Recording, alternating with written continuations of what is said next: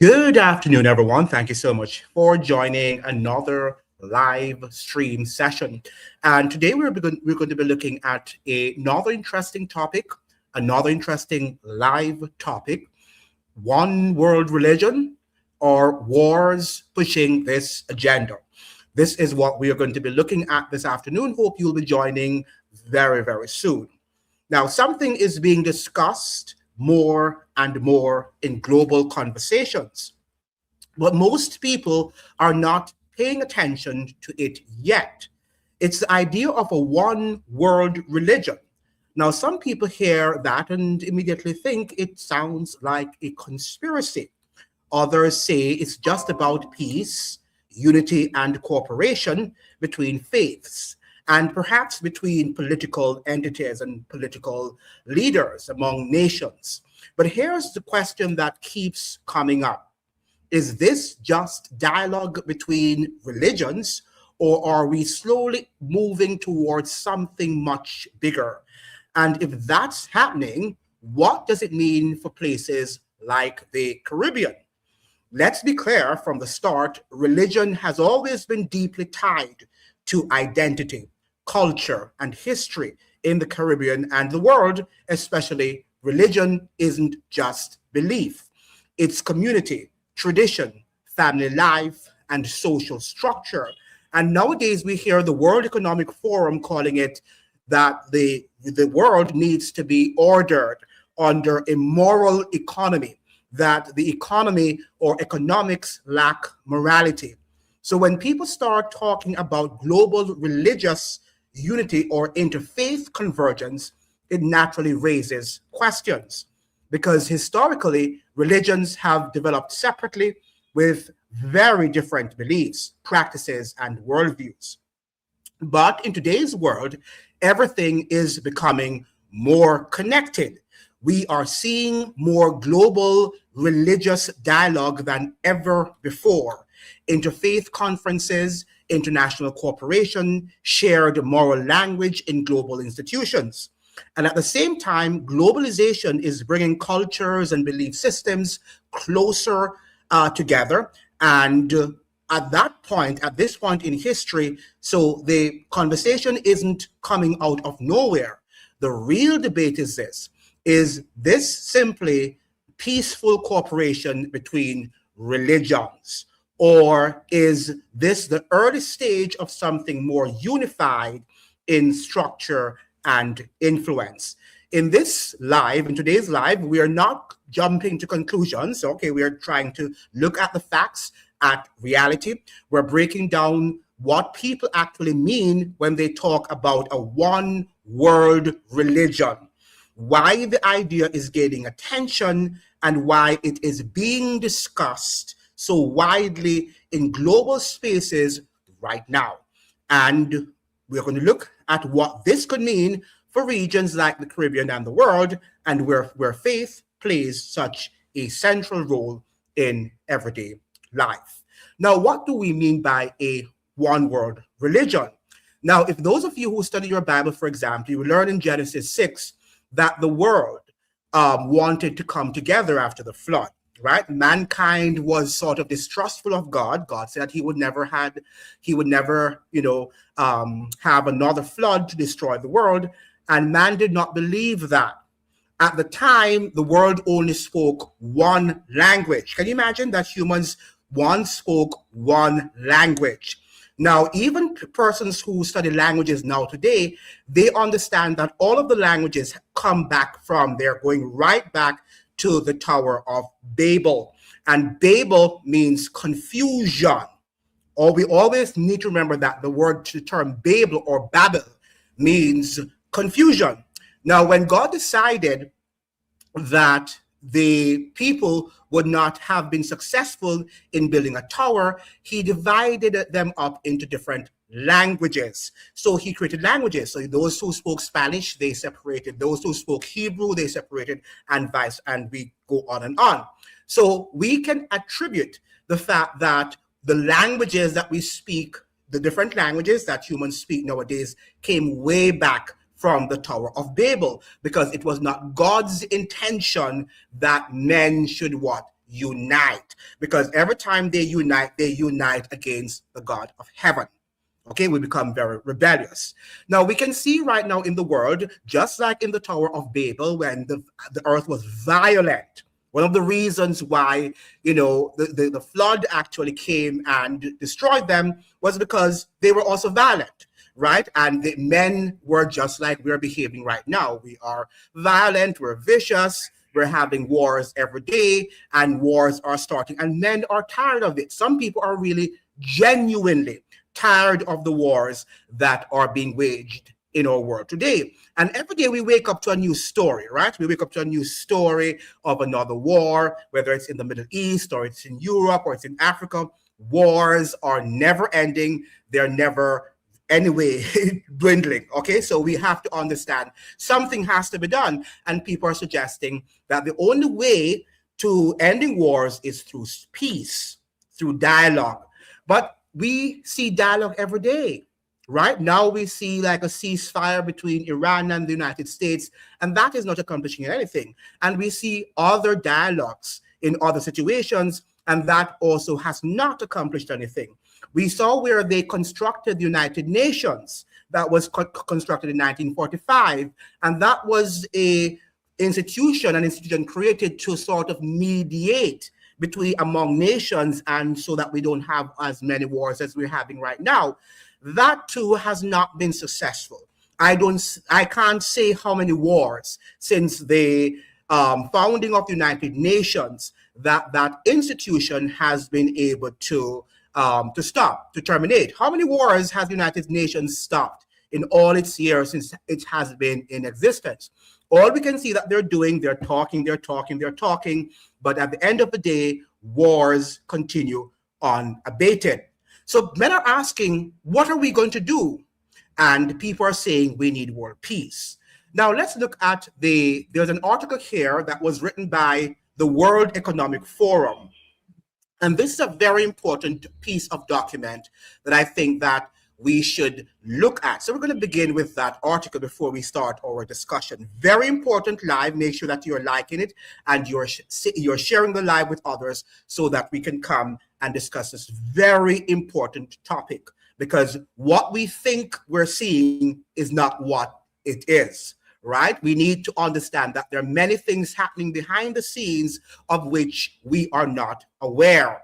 So let me just get this to you now. Let me share my screen quickly with you, and we're going to delve into some of what the World Economic Forum is saying.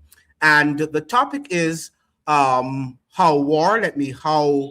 let me get there to the article. Yes, I'm sure I'm on it now. Can you hear me? Hope you're hearing me live and direct. It says how war, polarization, and religion are reshaping global markets. So religion, they're suggesting here, is also shaping global market. Okay, let me see if I can put this on the screen. Yeah, shaping global markets. So you can see it now, okay? So let me go back to the screen and share that with you. Yes, so get back here. Yes. Okay, so we have here, and I hope you're seeing, global markets face deep fragmentation driven by competing values and complex religious identity issues. Economic shocks in one region rapidly cascade through interconnected systems to impact global food security. Rebuilding trust requires integrating ethical considerations and diverse cultural perspectives into modern economic policy. Now, this is not coming from me. This is coming from the World Economic Forum, the WEF that many of us talk about, the Build Back Better institution. This is it, right? The weforum.org, right? The World Economic Forum. In today's fractured global landscape, markets are no longer shaped by economics and geopolitics alone. This is what the World Economic Forum is saying. They are increasingly influenced by deepening polarization, competing value systems, and the role of identity, including religion, in public life. This is coming from the World Economic Forum, might I remind you.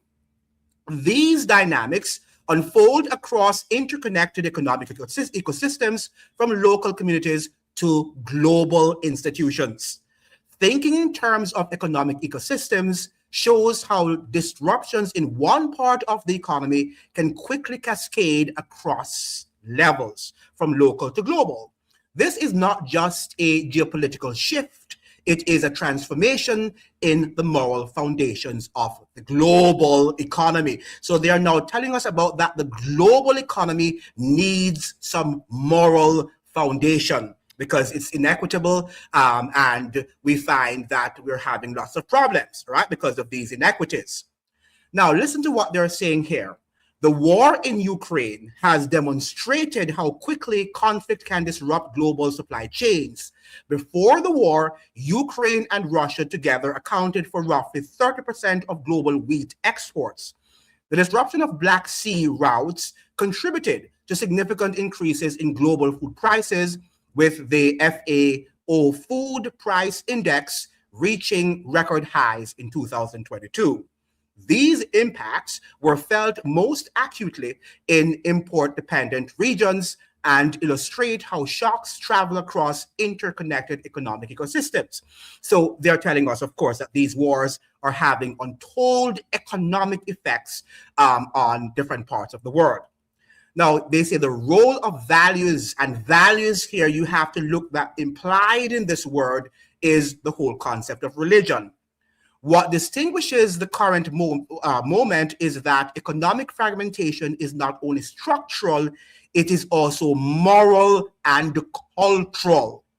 Listen to what they're saying. So moral here is implying that there's some religious, or the lack thereof of religion or religious values that are affecting our economic beings and well-being, rather. Across many societies, polarization is reshaping how people understand fairness, legitimacy, and trust. Economic debates are no longer confined to technical questions of efficiency or growth. They are increasingly framed in terms of identity, belonging, and values. Religion plays a complex role in this context. Remember now, this is not coming from Andrew Tucker. This is coming from the World Economic Forum, a place that you think is not religious. Or is it?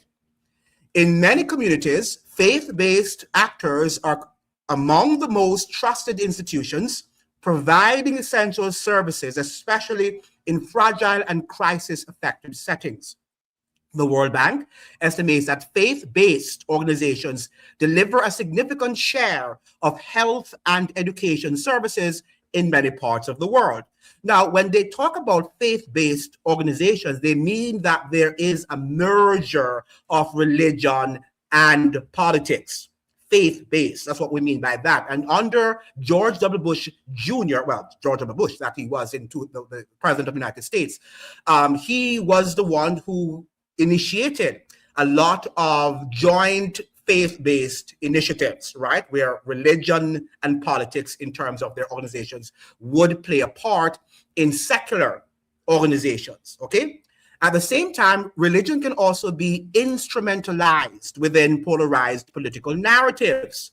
So the fact that we are polarized now, that we are in fact polarized, people are talking about blackness and whiteness, people are talking about Republican versus Democrats, PNM versus UNC. We are probably now most polarized than we have ever been for a very long time. And not only in one country, but we're having ripple effects of that polarization throughout the world. We're witnessing those ripple effects.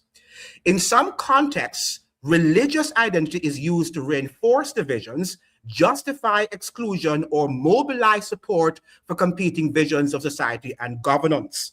This dual role, both bridging and dividing, makes religion an important but often underexplored factor in economic and policy discussions. So they're saying that we need to bring religion more into these economic and political debates, because that is how we are going to bridge the gap between the rich and the poor, and between the haves and the have-nots. Okay, that's what they're here suggesting.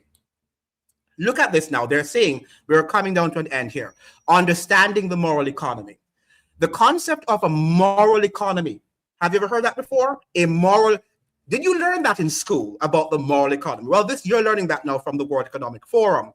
The concept of a moral economy offers a useful lens to understand these dynamics. A moral economy lens applied to economic ecosystems helps to understand how values and trust shape interactions across them. Economic ecosystems are not value neutral. They're not value neutral, okay? They are embedded in social and cultural norms, ethical frameworks, and expectations about what constitutes fairness and justice. So we are talking about here what is fair, and fairness according to whom? According to the religious values that we have been inculcated with. A moral economy perspective asks questions such as who benefits from economic growth and who is left behind. Nothing is wrong with that, right? But we're saying according to whose religion, that's what we should be asking. What responsibilities do governments, businesses, and communities have towards one another? How do trust and legitimacy shape economic outcomes? And these are the questions that they're asking us to ask. Now, in this context, faith-based organizations and values-driven networks have a particular role to play. Deeply rooted in communities and with a long tradition of service, they often build trust where state or market institutions face limitations. Across humanitarian responses, for example, local faith actors, when we say faith, we're talking about the church, are frequently among the first responders and the last to leave. They provide not only material assistance, but also social support, helping communities navigate crises and rebuild livelihoods. So they're saying here that religious churches, religious institutions are providing or playing a pivotal role in helping us to build or to rebuild communities, especially when they have been destroyed. This is coming from the World Economic Forum. Please don't think this is coming from the Baptist Church or the Adventist Church or Presbyterian. It is coming from what you think or what most people regard as a secular institution. At the same time, these actors can contribute to broader policy and conversations by bringing ethical perspectives into discussions on economic governance and articulating values such as human dignity, solidarity, and justice in ways that resonate across the cultural and regional contexts. However, engaging with religion, again, this is coming from the World Economic Forum. However, engaging with religion in policy spaces requires careful balance. It is essential to recognize its positive contributions while also being mindful of the risks of exclusion and instrumentalization. So let's move now to the last part where I want to show you something. What role for global cooperation? Because right now we are not cooperating globally, right? Because we have distinctive cultures, we have distinctive values. Some of us are Muslims, some of us are Christians, some of us are Africans, we are Europeans, we're just different, right?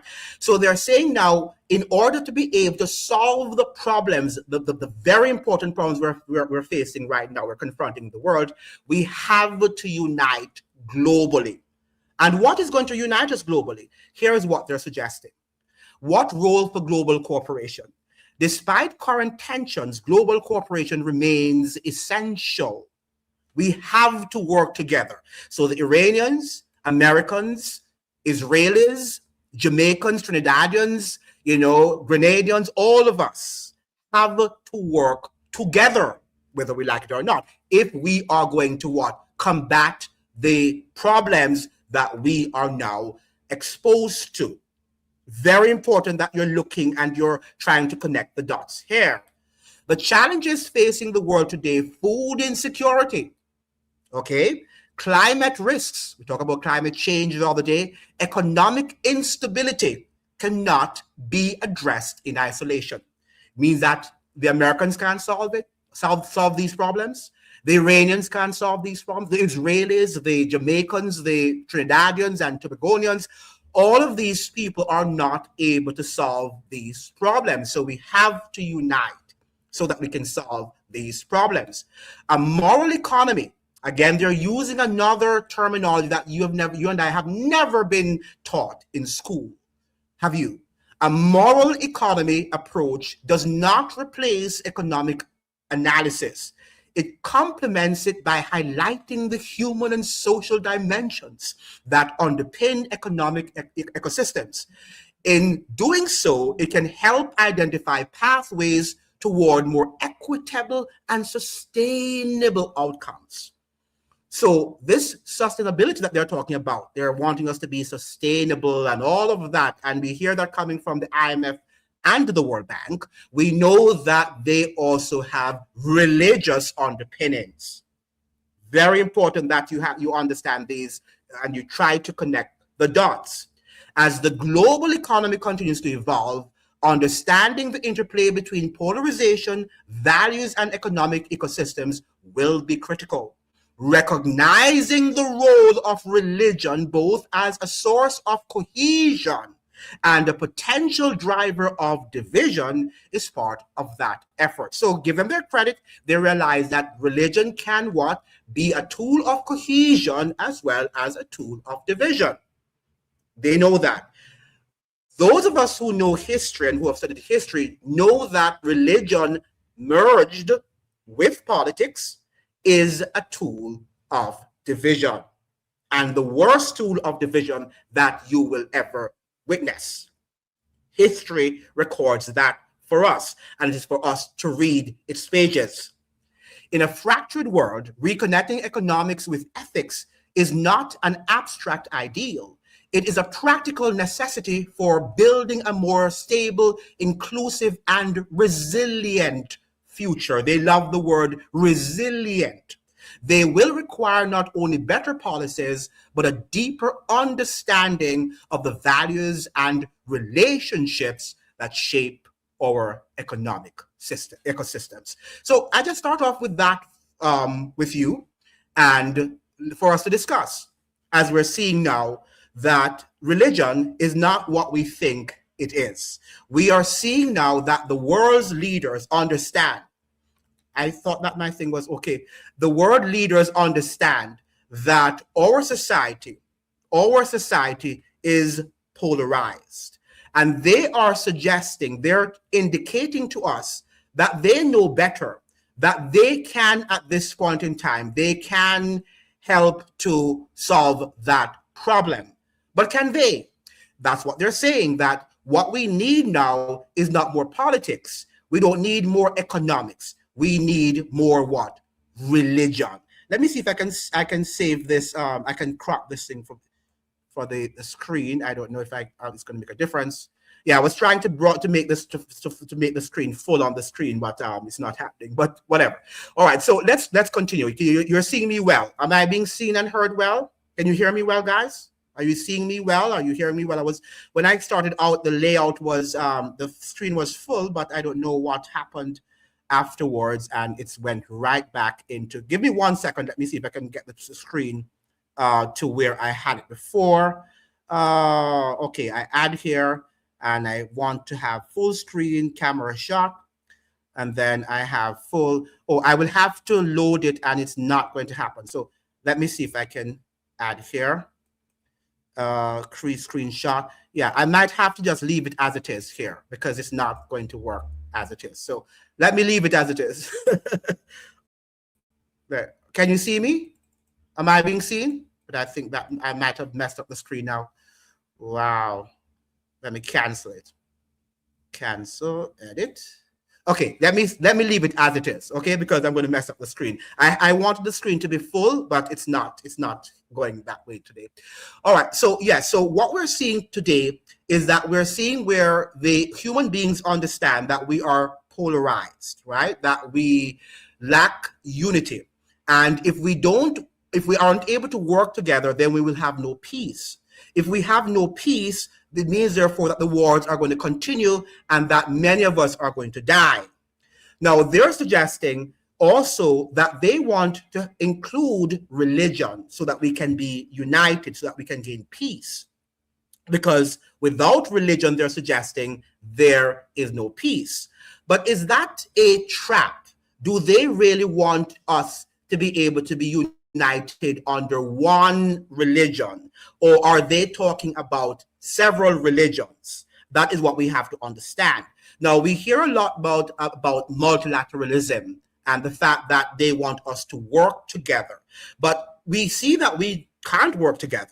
I mean, even nation states, when we look at nation states, we realize that we're also polarized. Whether you're in Jamaica or you're in Trinidad or you're in the United States, we can't even deal with ourselves in one landmass, right? So can you imagine if we were to come together as a world? How is it that we are going to work together? And they're suggesting that the only way to accomplishing that is through a religion. But is that possible? Let us look at one of your comments that you're saying here. I can see and hear you clearly. Okay, thank you so much. All right, let's go back to another article that I want you to look at. As we're seeing here, we're asking the question. We're going to ask the question, are they actually waging wars to divide us so that eventually they can impose a religion upon us? That is what we also have to ask. Are the world wars predicted? Are they intentional? Are they imposing these wars upon the world so that we can war amongst ourselves? They can divide us. We'll be tired of it. People are going to crowd for peace. Peace. I want peace. And they are going to then say, well, here is it. Here is the man of peace. And many people call that person the Antichrist, right? We talk about the mark of the beast. Right? The Bible says that if you do not conform to the system, then you are going to what? Not be able to buy or sell. So don't be very, very surprised when you hear institutions like the World Economic Forum talking about a moral economy, right? Don't be surprised. Remember during COVID also that if you did not take the V, then you were considered to be what? A killer of your grandmother or your grandfather. And thou shalt not kill, right? So they are actually introducing us to a moral aspect, a moral, level of the economy that you and I think that is something that is not real, but it is real to them. Now, you must understand the way how you view religion and the way how the global elites view religion is different. The way in which you are viewing religion, and we talk about religion, is not the same way in which they are thinking about religion. They are not worshiping the God of heaven, certainly. All right. They are thinking about themselves. They are thinking about us worshiping them. All right. And that is what we have to understand. But let's go to this here about wars. Let's look at this, what this Albert Pike is saying here. And this was written and was predicted years ago, and I'm going to share my screen with you now. We're going to go through another article which I find very interesting for us to discuss. So let me get here, Albert Pike, and let me put that up on the screen because I understand the screen sometimes. Let me get this on the screen. All right, so let me go back now to the article so we can get that. So here we see Albert Pike and the 3 world wars. Now, for those of you who don't know Albert Pike, he was a 33-degree Freemason, a Grand Master, which means he was one of the highest that you can ever achieve in Freemasonry, right? Now, listen to what he's saying. Well, they're writing about him, but he is going to, they're summarizing what he has said about these 3 world wars. And by the way, when they say 3 world wars, they're saying that because they define these wars as being 3 global wars. But we know that there have been wars and other global wars that they have not spoken about. But these are the 3 that they are focusing on, which will lead us into the end of the world, as we know it.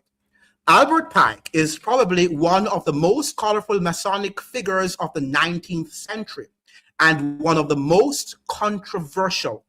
From his first use of Lucifer, the light bearer, in Morals and Dogma. So who is the light bearer? Lucifer. And Lucifer, as we know it, is a fallen angel. We call him today the devil, Satan. Okay, so in Morals and Dogmas, this is a popular book that he wrote. he described Lucifer as the light bearer, to being falsely accused forming the KKK. So he was also falsely accused of beginning the KKK, that is Albert Pike. After the American Civil War, he has led the conspiracy theorists to the brink of euphoria. Now, let us look at what he's saying. He's saying that there would have been three major wars that would have been waged in the world. Okay? Now, this is what the First World War must be brought about in order to permit the Illuminati to overthrow the power of the czars in Russia and of making that country a fortress of atheistic communism. The divergence caused by the agentur, the agents of the Illuminati between the British and German empires, will be used to foment this war. At the end of the war, communism will be built and used in order to destroy the other governments and in order to weaken the religions. So he's suggesting here that the first war would be a war against, of course, to strengthen communism, right? And we saw that. After the First World War, we saw the growth of communism, didn't we? Right, and that is what the Allies were working against defeating, according to what history tells us. Now, students of history will recognize that the political alliances of England on the one side and Germany on the other hand, forged between 1871 and 1898 by Otto von Bismarck, were instrumental in bringing about the First World War. But these were some of the things happening behind the scenes. There are things told to us in the open history, right? But there are things happening also behind the scenes that we ought to be cognizant about. The Second World War must be fomented by taking advantage of the differences between the fascists and the political Zionists. And we saw that. We saw what Hitler and Mussolini, right? And also Franco of Spain. These were the fascists versus the political Zionists, which we still have now. This war must be brought about so that Nazism is destroyed and that the political Zionism be strong enough to institute a sovereign state of Israel in Palestine.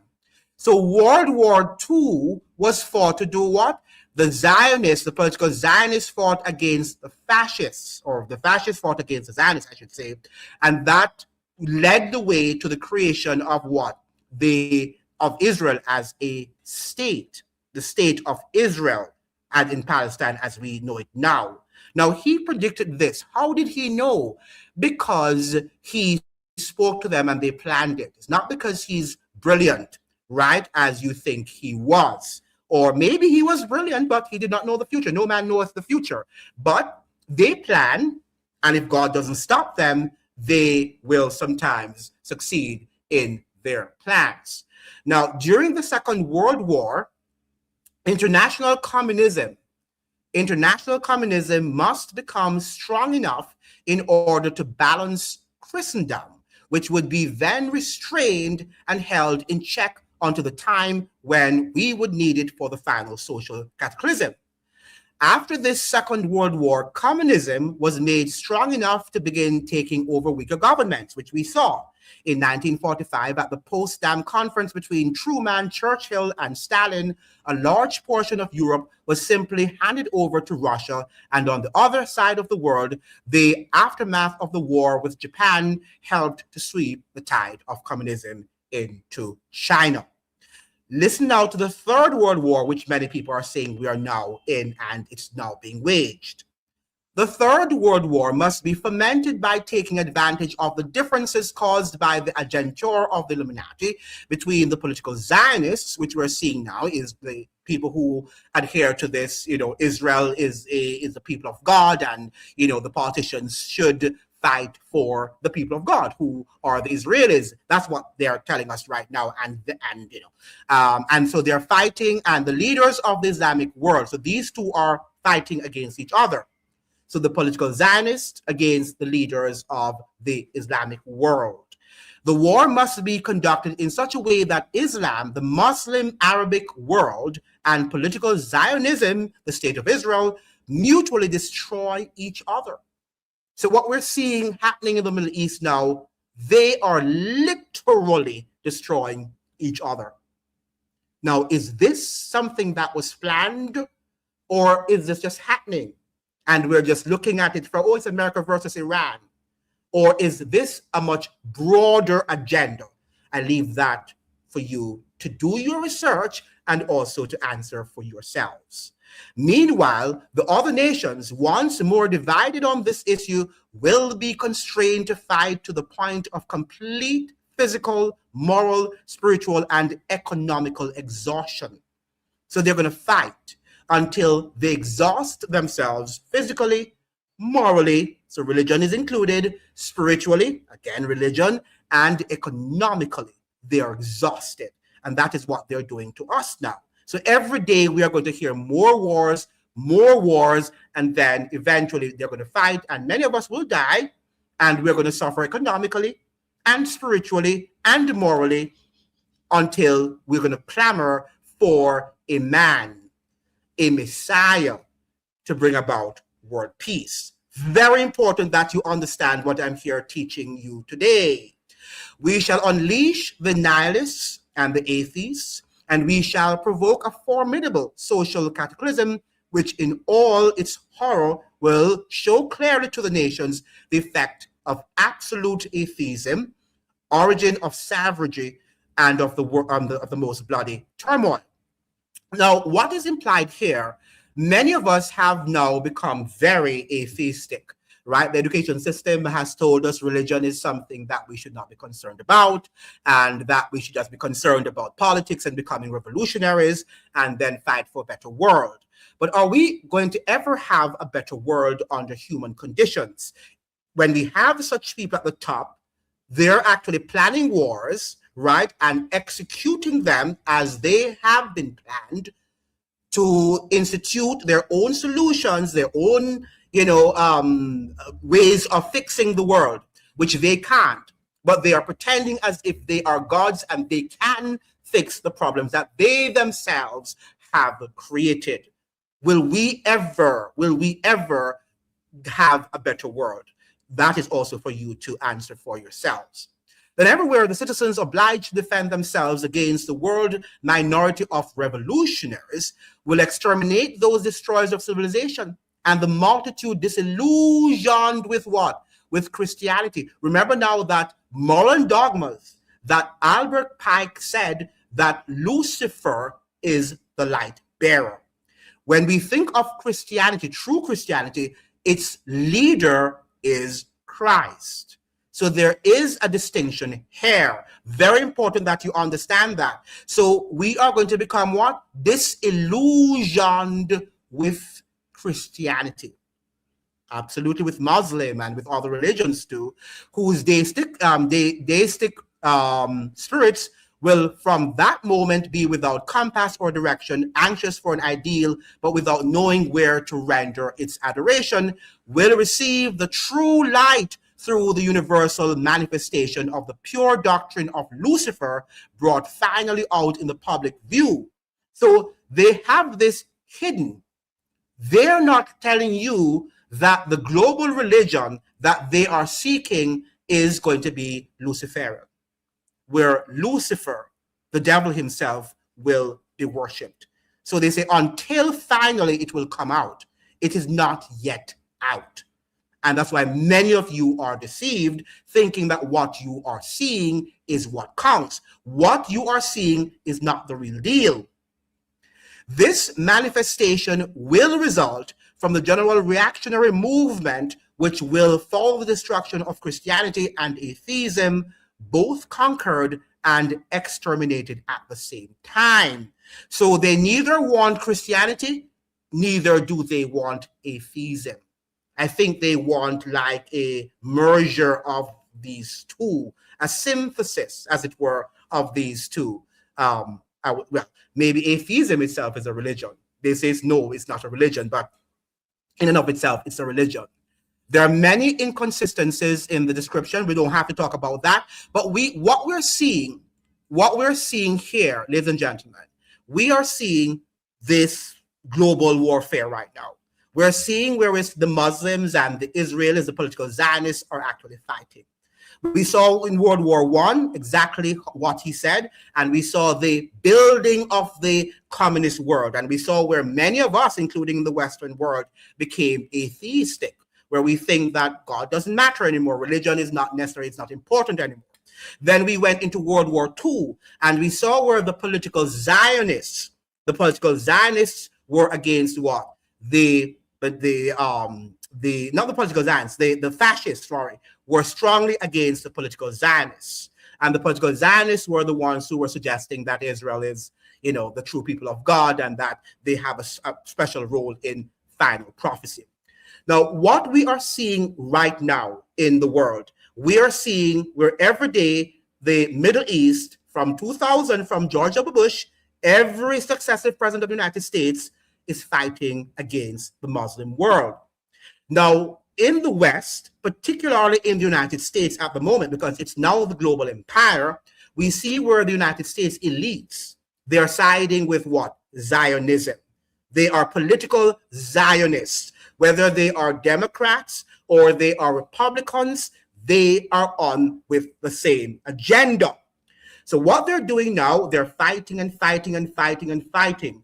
And the World Economic Forum is right that we are going to be so exhausted economically, spiritually, religiously, physically, in every facet of we're going to be exhausted because we're going to be hungry, right? Food insecurity and all of the things that are going to happen as a result of the wars that are being waged right now. We are going to find ourselves saying enough is enough. And then somebody, as we know, just like the pandemic, is going to say, well, a virus was created and we have the remedy for the virus. Somebody's going to come that we have the remedy for the wars that are being waged in the world. And what should be the thing that calms us down? Peace. Peace. But the Bible did say that when they clamor for peace, then what? Sudden destruction shall come upon them and they shall what? Not escape. Is it because the Bible doesn't want peace? No. Because we know that everything that they're doing, and God knows that, it is a sham. It is diabolic. They want you to worship Lucifer. But Lucifer is not a symbol, is not a being of peace. He's a being of war. The Bible did say that the devil is come to what? To kill, to steal, and to destroy. And that is what he is doing right now at the moment. He knows that you will not worship him. If the devil should come to you and say, worship me now, you're not going to worship him as the devil, will you? No, most people won't, right? Some people probably will, but the majority of people won't. The devil wants worship. So the best thing to do is to create these wars and make us just war and just, burden us with all of these wars that we become so exhausted that we're going to cry out eventually and we're going to ask for something to be done.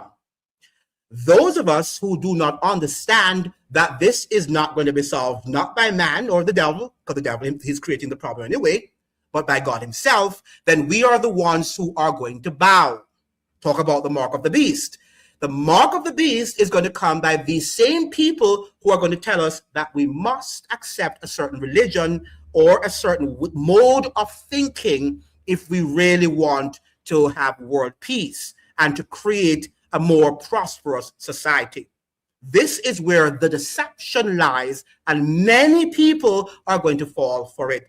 Many people are thinking, oh, the mark of the beast is just a number that is going to be given on your forehead. That is not so, right? And we saw what happened during COVID, and many people, the deception was so great.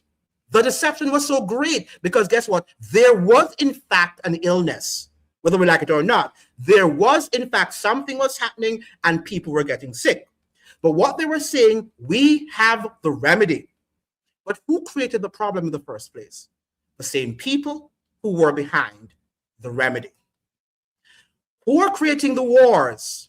The same people who are suggesting to you that they want world peace. The same people who behind the scenes are creating you or adapting you or conditioning you to accepting sorcery and demonism, to worship the devil. So they're already preparing your minds for one world religion. So some of you think you're not religious, I don't like religion, but already, if you're accepting the status quo as it is, if you are thinking that the Democrats are better than the Republicans or whomever, or Iranians are better than the Americans, and you are going to be deceived. Because all of these people, the leaders, the World Economic Forum, they're all a part of most of our leaders. A lot of our leaders, I should say, many of our leaders are aligned with the vision of the World Economic Forum, whether they are Iranians, Americans, Jamaicans, Trinidadians, they're all aligned. They are aligned with its agenda. And that is why we cannot afford to side with anyone, with any man, because behind the scenes, they are very duplicitous. They are duplicitous, and many of you are not seeing that. So what they're doing now, all of the musicians, the entertainers, the sports characters, they're your fans, they're your idols, and you worship them. You worship them. And then when it's now time for the one world religion, you are also going to worship them. Do you know that many of these so-called musicians, in very, very like, some of the Beyoncés and all these people, a lot of them sometimes visit the Pope of Rome. Now you'll be asking, how is it that these musicians who are in a secular world, why are they visiting the Pope of Rome? Because they have the same agenda. And when you talk about the stars, and they are stars, right? Remember now that stars represent what? Angels. And people are talking about UFOs now at the moment. And I saw Clayton that's on Redacted, he's going to be talking about UFOs. And many of you are going to just listen to what Clayton is saying.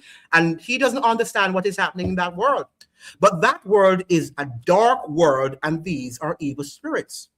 These are evil spirits, and they are conditioning the minds of people to think that there is some energy out there that you should align yourselves with, that is going to help you to master and to be in control of all the problems that afflict you here on this earth. Okay, so we have to understand that this one world religion is not something, a fantasy that people are talking about. And these are the conversations that we should be having at the moment. Why is it that you have a Freemason guy, Albert Pike, could have spoken so openly about these 3 world wars, and what we're seeing now are just complete, cognitive dissonance by people, because we never learned these things. Why is it that the World Economic Forum can come out and speak so openly about a moral economy? And people are thinking that, morality and religion, I don't want to hear about religion. Just like how you can be so stupid to think that, I don't want to hear about politics. You don't want to hear about politics, but politics surrounds you. We are living in a political world. We are also living in a spiritual or religious world, whether you like it or not. And if you don't know that, you must understand that all the evils that we're seeing happening every day is just not happening just because it's happening by nature. Right? It's just happening because it's happening by nature. Human beings are controlled by forces, sometimes beyond their own control. Greed, when you have the desire to steal, to commit rape and fornication and all these things, these are spirits controlling our minds. So we can't just sit back and think that it's going to happen and we are going to be healed overnight or going to be peaceful overnight. It's not going to happen. And let nobody fool you. This one world government and global governance cannot be achieved without religion. Religion is what is going to glue all peoples together, just like the COVID vaccine, right? Glued all peoples of the world together. I have never seen a situation in which the world came together than what I saw during COVID. None. And do you see how the deception was so great that people believed it.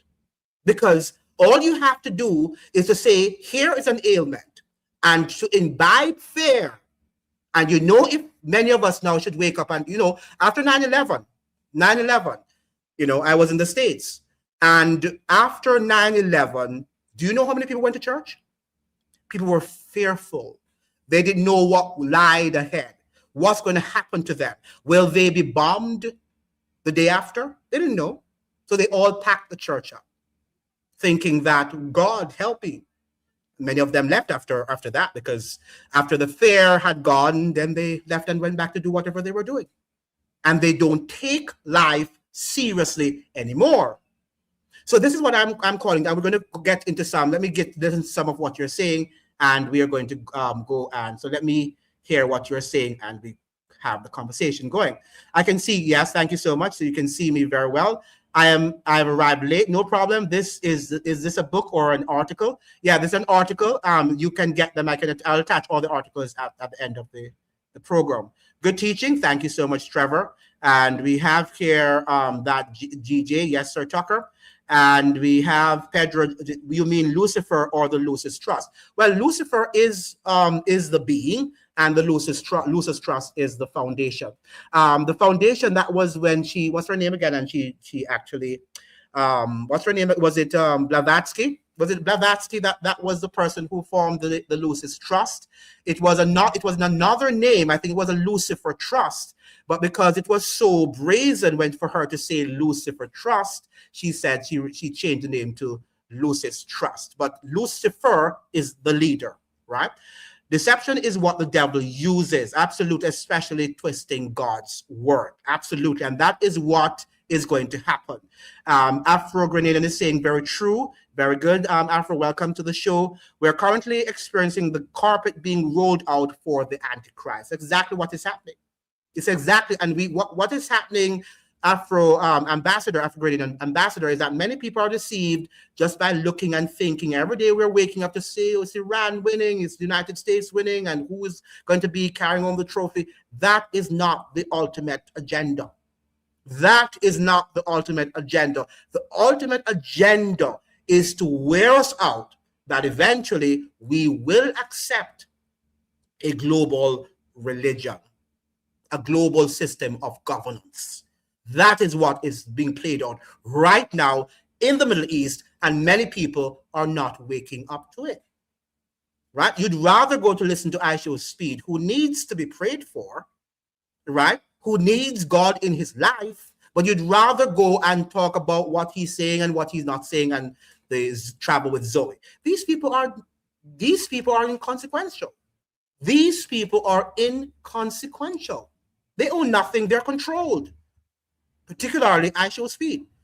Okay, so we have Chris is saying, I think it's a bit of an oversimplification to say that the governments are in it together. Some are the WEF is a Western institution. The Western power structure is global. Now, let me say something to you. We saw, as I suggest, and I think I was very clear in that during COVID, everybody did the same thing. Whether you're coming from the East or the West or the North or the South, they did the same thing. Let me say something also. We are living now in a more globalized system with more global structure and global capital. So if I'm in the West and I have stocks, that I have in the West, and the stocks are going to be connected to vaccines or whatever, or to wars, then I might say, I speak my language of the East and whatever. But when we say united, Chris, that is why they're trying to unite us under one world government, because not that they won't have disagreements, they do have disagreements, but they have the same agenda. And the agenda is global control. Global control happened during the pandemic, and we saw it, we lived it, and we didn't hear China, or in fact, China worked with the United States in creating that virus, right? And China set the foundation, laid the foundation for what the solution for how we would have cured, as it were, the virus. Okay? And some of you still don't know that. You still continue to think that the world is normal and the East versus the West when you saw what happened during COVID. Okay, you saw it. And that the world came together under a false pandemic. So don't you think that the same situation can be replayed? Of course. And it will be replayed. In fact, we're hearing about a new virus now called hantavirus. And I think that they're going to condition us with more pandemics, more illnesses until we finally give in. Wars, sickness, all sort of things, terrorism, all of these things are going to exhaust us until we are going to submit to them.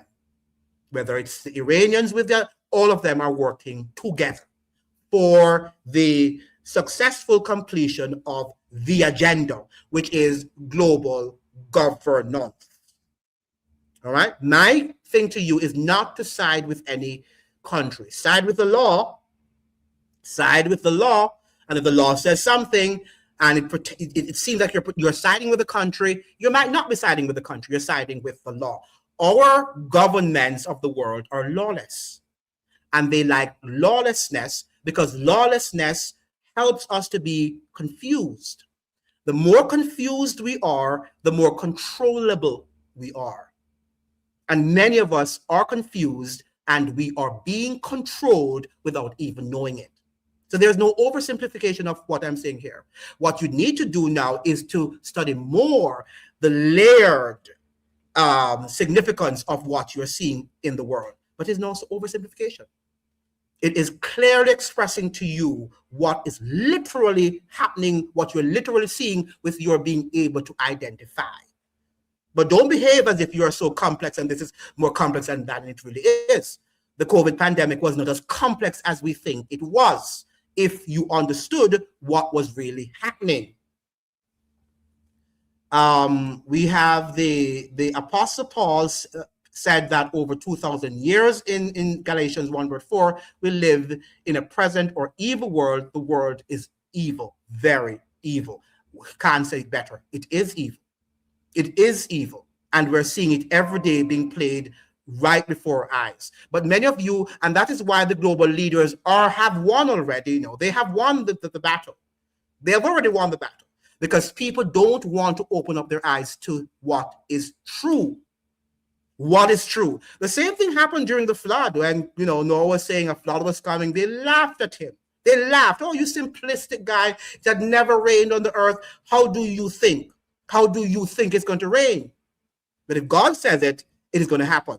If God says it, it is going to happen. And there's absolutely nothing you and I can do about it. Whether me or you, we can't do anything about it. The pictures are clear. There is a destroyed civilization on Mars, right? Example, 3-sided pyramid, 5-sided pyramid, the square dimensions, 1.61 kilometer by 1.61 kilometer, artifacts on the surface of Mars. Yes, and people are suggesting that many things are happening extraterrestrially.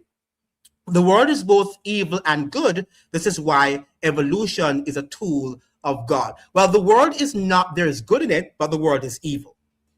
Right? The world is controlled. Remember now that the prince of the air is the devil. And that is why we see lots of bad things happening to good people, and bad things happening to bad people too. But the fact of the matter is that the world is not fair.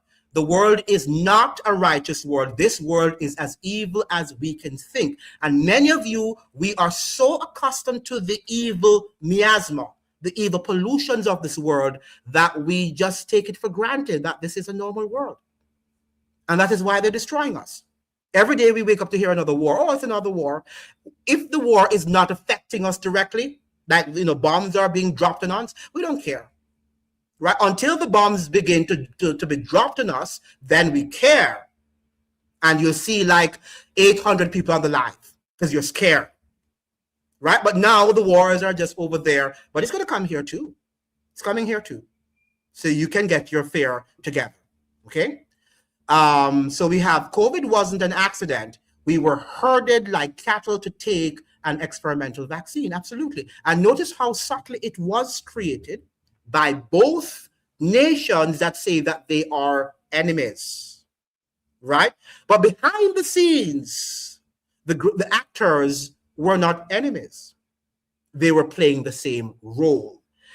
If you notice also the laws that they have created, other pandemics which are ahead or any health emergency will be used. Will be used. So don't tell me about it's the West and the East and the whatever, because you saw during COVID that it had nothing to do with East or West. Okay? They are going to tell us it's a global food insecurity we all have to eat. Economic instability we all have to live. And all of the other things that will afflict the world. That's what the World Economic Forum was saying. That these problems cannot be solved just through economic growth, according to them, and the normal things that we say to build economies. They say that we need some moral values, which religion, they're saying, will have to play. Now, what religion, you should be asking?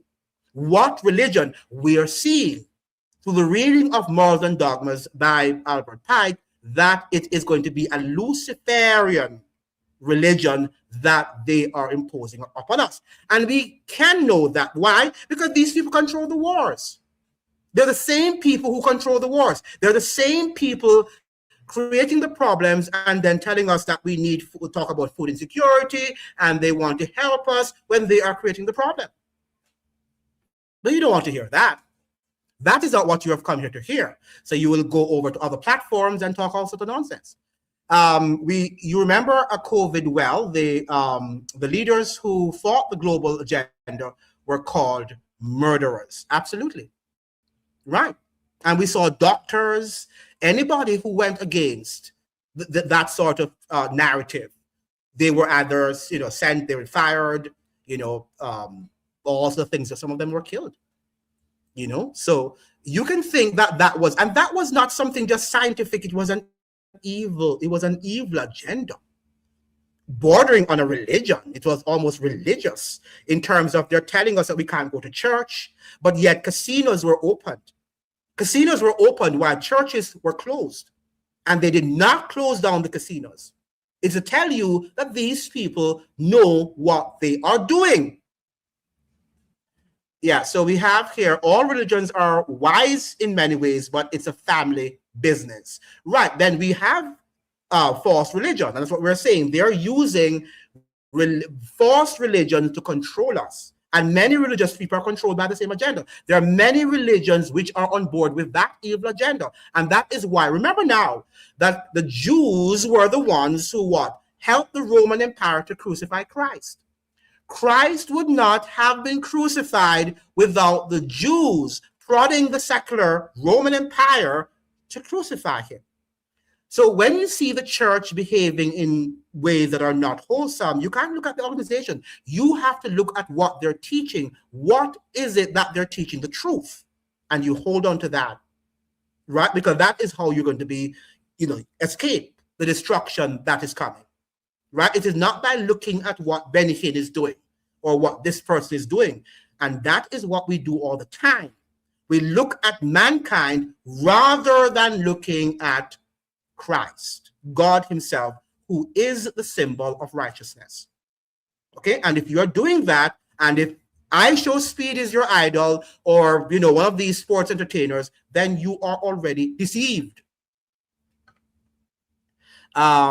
We have here, you are the first person besides myself that is speaking to all of this, and it's clear as day, but all won't make the decision to be separated and will 2030 seconds away from us. Well, we don't know what time it is because we don't know what time all of this thing will come into place.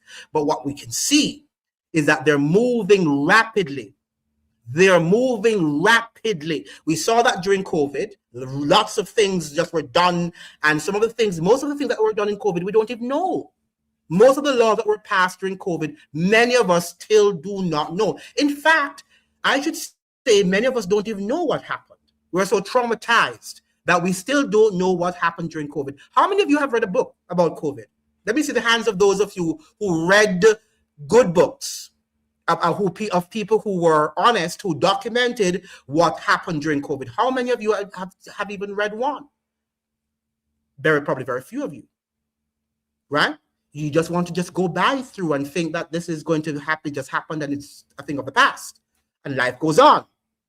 And it doesn't work like that. We have Pedro saying it was the Luciferians, right? It was Lucifer Trust that she called it. She called it first, and then she called it was now, because the Lucifer Trust was too, it was too obvious. She decided that was Blavatsky decided to call it Lucis Trust. Okay, it is from the book Morals and Dogmas by Albert Pike, right?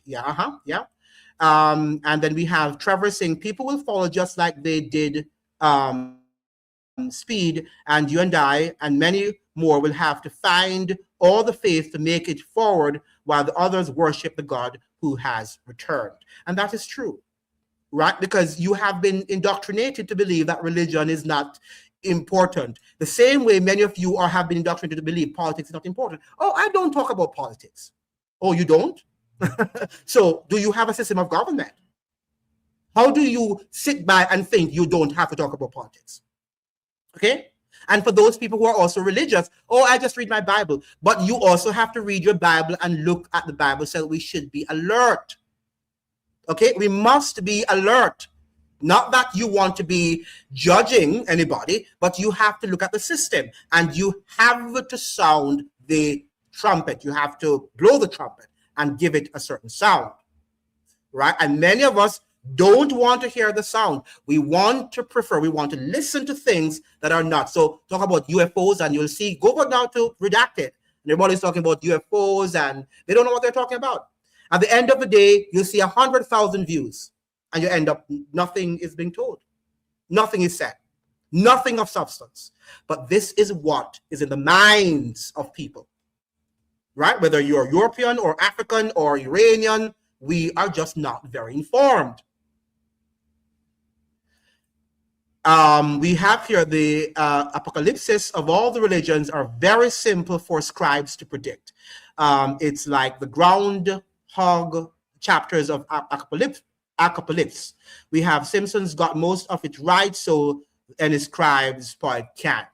Right now, we don't even have to think that these things are future. Maybe in the 1990s and in the early 2000s, we could say these things are, oh, well, I don't know. That, nah. But now that we're actually living these things. These things are not like in the future and I'm not sure it will happen. They are already happening. They are already happening. In fact, let me just go back to a video here and show you what's going on because we have to get our acts together. Let me see if I can share my screen with you right now again. And let's look at another video because many of you are sleeping, and it's hard to wake you up. But eventually when the bombs begin to wage, that might wake you up. But it's going to be too late because the bombs are going to kill you. Okay? You have to wake up. Got to wake up. So let me get this here. Share my screen. I have to come back here and put it on the screen. That's the whole thing about these thing now. So let me let me get the thing on. Wow. Why isn't it playing? Dialogue event in Kazakhstan. So Pope Francis, all of these big religious leaders have come together and it sounds so great. This is for peace. Right. So this is so dangerous. And this event in Kazakhstan, this is what they're calling the world leaders to abandon all aggressive and destructive rhetoric, which leads to destabilization in the world. Wow. Yeah, that's meaning that we cannot say that Jesus is the only way, because that will destabilize the world. And of course, Jesus himself said in John 14:6, I am the way, the truth, and the life. No one comes to the Father except through me. Amen. You have to realize all religions were made by the devil. Do you know that? Ooh, all religions of the world were Yeah. actually made by the devil. God didn't actually create religion. He actually creates relationship. So don't buy into the lie because it's all for world peace. If you look in the scriptures, Jesus himself says in Matthew 10:34, do not think that I came to bring peace on the earth. I did not come to bring peace, but a sword. Yeah. So we are to draw a line in the sand as believers, as Christians, and say, no, Jesus is the only way. Yeah. Really, this is just the goal of the one world religion under the guise of peace. Right. In September. Yeah, okay. And I'm going to have another one. I wonder if I can share this other one with you. Let me see if share. Okay, I have to leave the screen and come back. I'm going to share another one with you. Let's look at another one because we need to wake our people up, because many of us are going to be destroyed. And the Bible says my people are destroyed because of lack of knowledge. So let me see if I can come here now and share the screen with you. Put this up on the screen and go back to it. Yeah, this is it. So, oh, all right. These things are same thing that Pope Francis has been pursuing, and we called it one world religion. That's exactly what Pastor Adeboye has openly admitted on camera. I have a rough idea what God sent me to this world to do, and I have not even started. We're just beginning to scratch the surface. Yes, He wants me to be an instrument in His hand that will bring the representative of God to every nation in the world. He wants me to work so hard that by His grace there will be in every family in the world at least a member of the representative of God. But I believe that that's just a small part of my assignment. I believe a bigger part of the assignment is beginning to surface. And that's why you can see here today several people of different faith gathering together. Because I believe God wants to use me to bring together religious leaders who will ultimately bring peace to this world.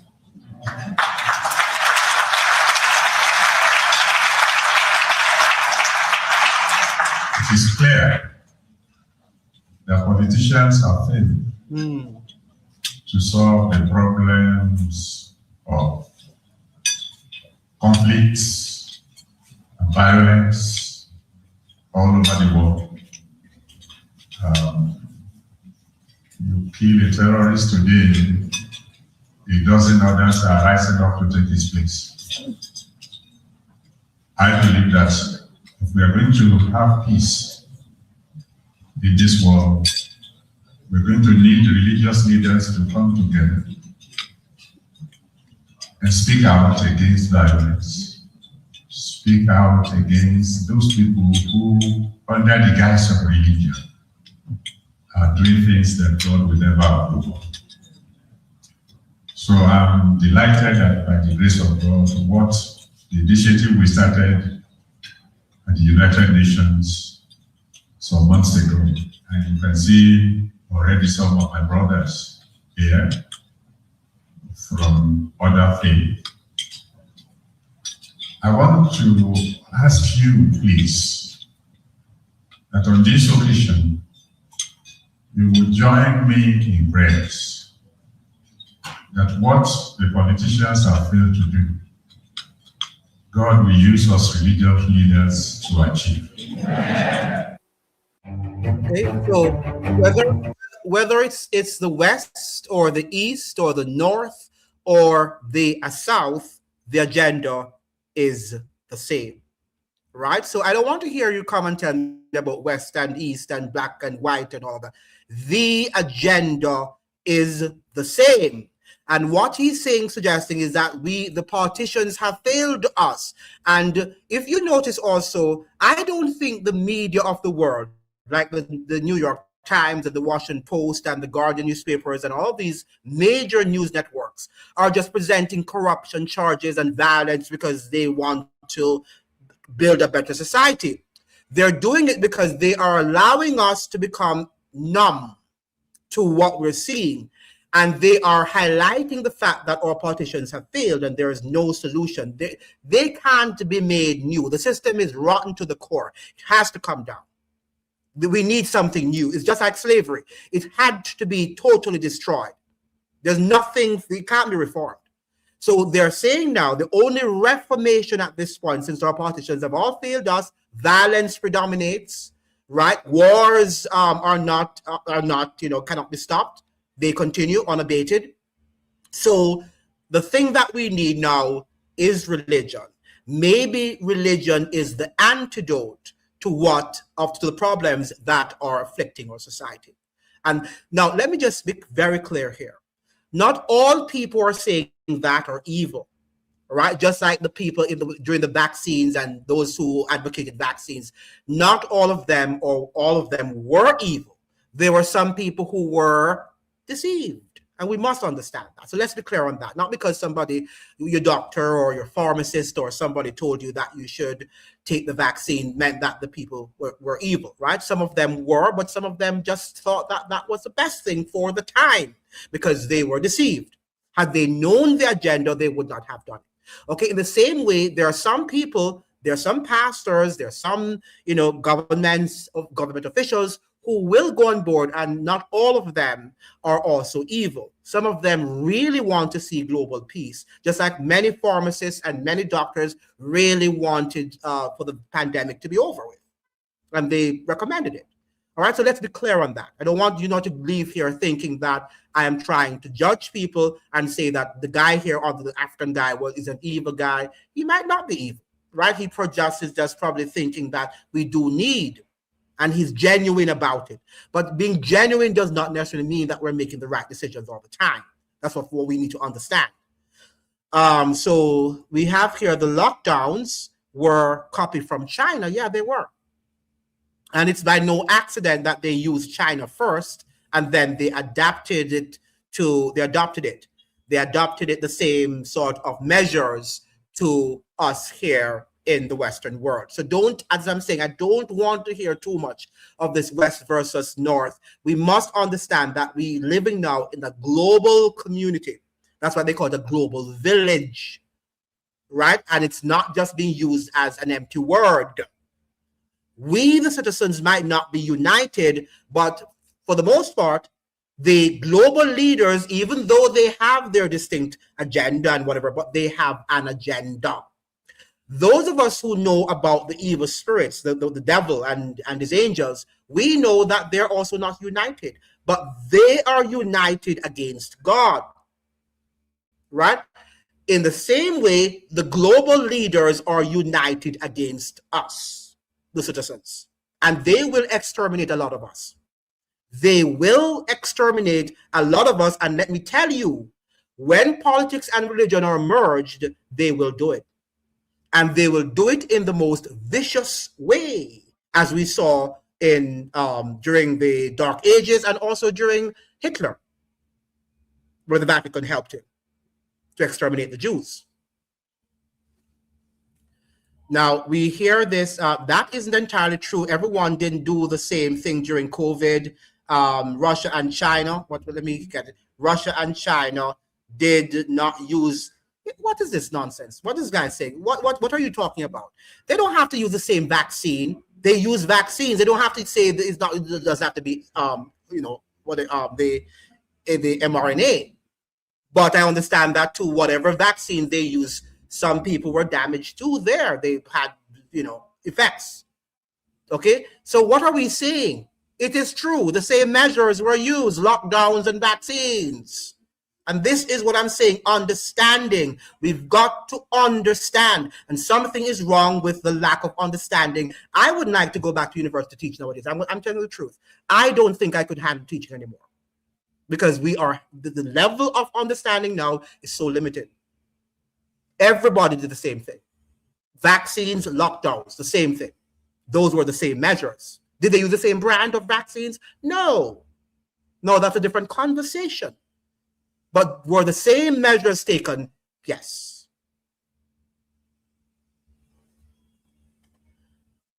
We have our creator is infinite and still building the universe.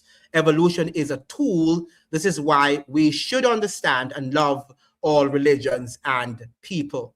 Well, God is not as we, God doesn't have to, God does not evolve, right? Whatever he makes is perfect because he sees the end from the beginning. We evolve because we are limited. We are not infinite. God, as you're saying here, is infinite, which means therefore that he sees everything, right? So if he's building a house, it's not going to be better over the years. It's not so. It's built, and this is the best that could ever be made. God sees everything. Okay, and that's the difference. Let's not now compare God to humans, because we are creatures and he is creator. So let's understand that. The US was telling the Philippines not to take the Chinese vaccine while the US fined their own people for not wearing masks. Yeah, these are just simple, as I'm saying, childish shenanigans that we're playing. But at the end of the day, as I'm saying to you, Chris, they united and they created behind the scenes, they created the virus.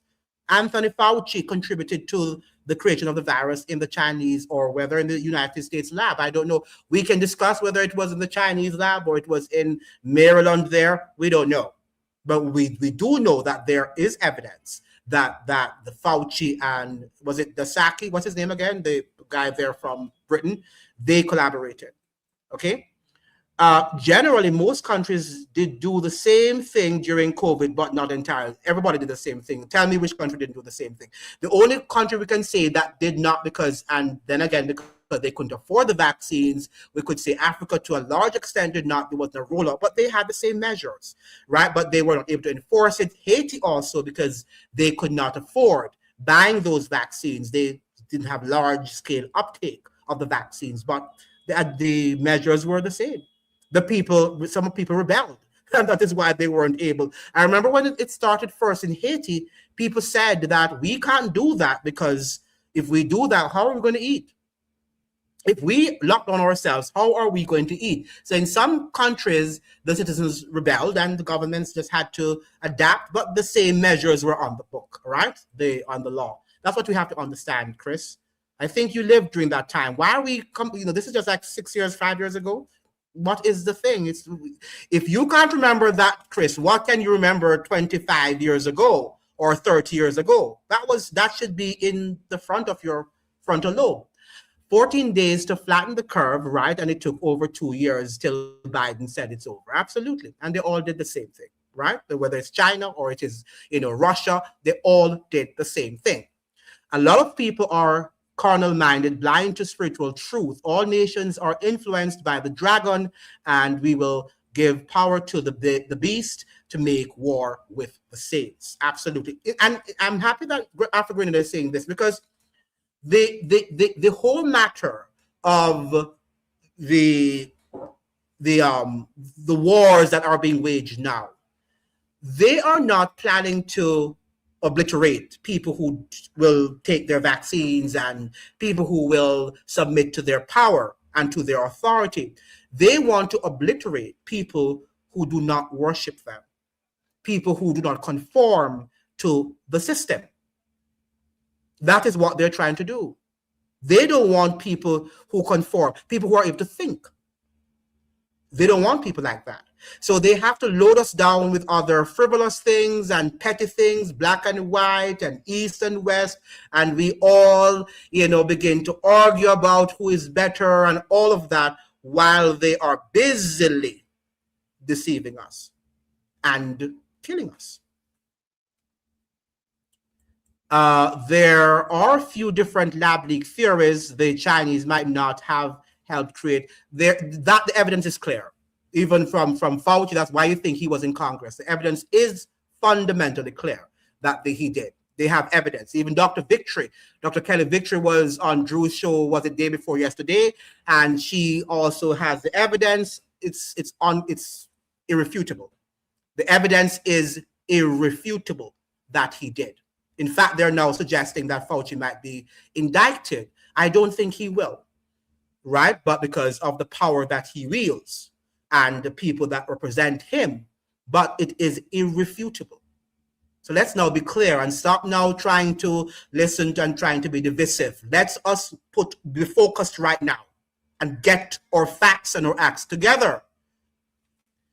We have you want your mind blown, go read the Hindu text description about the Vimana liquid mercury engine. Right. I will try to read that. Thank you very much, Stadex. A lot of people, that's from Afro-Grenadian ambassador, a lot of people are carnal minded to spiritual. I think we read this before. Am I repeating myself here? Chris is one lab leak theory says that the US created the virus in we don't know that this, we can say that we don't know if it's Fort Detrick or Dietrich's, that it was actually created, or it was in Wuhan. That is, people are going back and forth. That we can say people are not clear on it. But in terms of Fauci contributing to China's, creating of this virus, yes, he has been doing it. In fact, it was Obama who actually placed some sort of, pause on it when he was, in the presidency, and then when Trump came into the presidency in 2016, that that Fauci decided to continue with it. Right. So from the days of Obama, there was a sort of relationship between China and the United States. Some scientists in America and scientists in China to create this virus. In fact, Anthony Fauci knew from 2017 that it was going to happen. How did he know? How did Albert Pike know that there would have been three major global wars? Because he was told. And he was told how it would have been achieved. And because he's a grandmaster, a Freemason grandmaster, people who are Freemasons are going to believe him. His juniors, those who are junior in that organization, are going to believe him. He's some great guy because he was able to predict the future, as Anthony Fauci was able to do in 2017 at Georgetown University. He said there was going to be some pandemic, some virus that is going to create some pandemic. I can't remember his words. It's on YouTube. I don't know if they've removed it, but it was there, being pronounced by him, Dr. Fauci. The New World Order is not biblical, so it won't happen. What do you mean by it's not? Well, it's not new, The New World Order is not biblical. The New World Order is an old world order that they're trying to resuscitate. They're trying to resurrect, right? And that was the building of the Tower of Babel, in which all mankind would be living under one global authority, worshiping one deity. And that was done from the Tower of Babel centuries ago. All right, so it's true, it's biblical. The Bible talks about the mark of the beast too. The mark of the beast is that New World Order, in terms of he who is not able to buy and sell if you don't have the number and the mark of the beast. Do we have that now? No. And that is going to be new to us, because who is to tell us what to buy, and which world authority is telling us that we can't buy if we don't listen to what they tell us? And that's why COVID was strange. It was strange. Many of us had never lived in that sort of world, particularly in the West. Right? You couldn't go into a supermarket without being vaccinated. You couldn't go to school. You couldn't go to any public event. Okay? So this is a new world order. And it's biblical. But it's not like it's new, as I'm saying. It's coming from ancient times. But it's being resurrected, and it's now being adapted to suit our, technological advancement, if you will. Transhumanism, yes, that's what their agenda is. One of the agendas is that too. COVID was all about the hive mind and hive mentality. You're correct. Pedro is saying, my good brothers to see you, or Trevor is saying, Pedro is greeting each other. Chris is saying COVID to a degree was global, but to a degree it was geopolitical. Well, geopolitical has to do with global. That's what we're thinking. On this channel, when we say geopolitical, we are trying to connect the dots globally. Right? So when we talk about Trinidad, we're connecting the dots with what is happening in Washington, with what is happening in Venezuela, with what is happening in Iran. It is global. That's what we talk about geopolitics. Okay? So let's be clear on that. A lot of people, Afro-Grenadian is saying, a lot of people are carnal-minded. Yes, all nations are influenced by the dragon, the devil, who will give power to the beast, that's the Antichrist, to make war with the saints. And this is poignant. Yes, that is what. They're warring against God's people, but they can't tell you that yet until Just like during the pandemic, they can't tell. Well, they did say that eventually, after the pandemic was, after it had been settled and people say, oh, I'm fearful, and they took the vaccines, then they were saying, oh, those of us who did not want to get the vaccines, we were what? Anti-scientists. We were anti-science. That's what they were used. Anti-science. We were anti-science. The same way they'll say those of us who don't want to accept their Luciferian one religion agenda, that we are anti-religion. Right? And that is why they will seek to kill us. And some people don't see that. They think that we're dealing with some nice leaders now, and you think your leaders are going to do something. If you understand what lies ahead, and if you read history and see what happened in some of the countries during Nazism, during communism in Russia, and all these revolutions of the world, you'll understand. Trevor Hale brethren, okay, people are hailing each other. And we have D. Williams, Paul, who was Paul, the same bloodline who are murdering Nigerians and who at the Sahel is fighting. So Paul, Jesus, and all these Fulanis can never teach us about God and salvation. Who is Paul are you talking about? I'm not sure what Paul she's talking about. Agenda 2030 is what they are pushing for. Yes, and I would admonish you, everybody, to read about that, Agenda 2030. It sounds good, just like the pandemic. Sounded good that we want to save grandpa and grandma. We want to save all these people, but the agenda was not what they had in mind. Check out Klaus Schwab's book, COVID, The Great Reset. Yes, I read it, and it was so dense, but it's very important to read. None during COVID, I started researching how the world works, dug into conspiracy theories, and now I'm here. Yeah, well, they're what we call conspiracy theories, and they're conspiracy facts. We don't want to delve into conspiracy theories that take us into the world of the extraterrestrials and UFOs and what they call, and some of these weird terminology that they use, right? The Matrix and all of that stuff. I don't get into all of that. Okay, I keep grounded in reality and also in history. So as you read the pages of history and you see what is happening in society, you see that some things do not connect. Some things are just not connecting.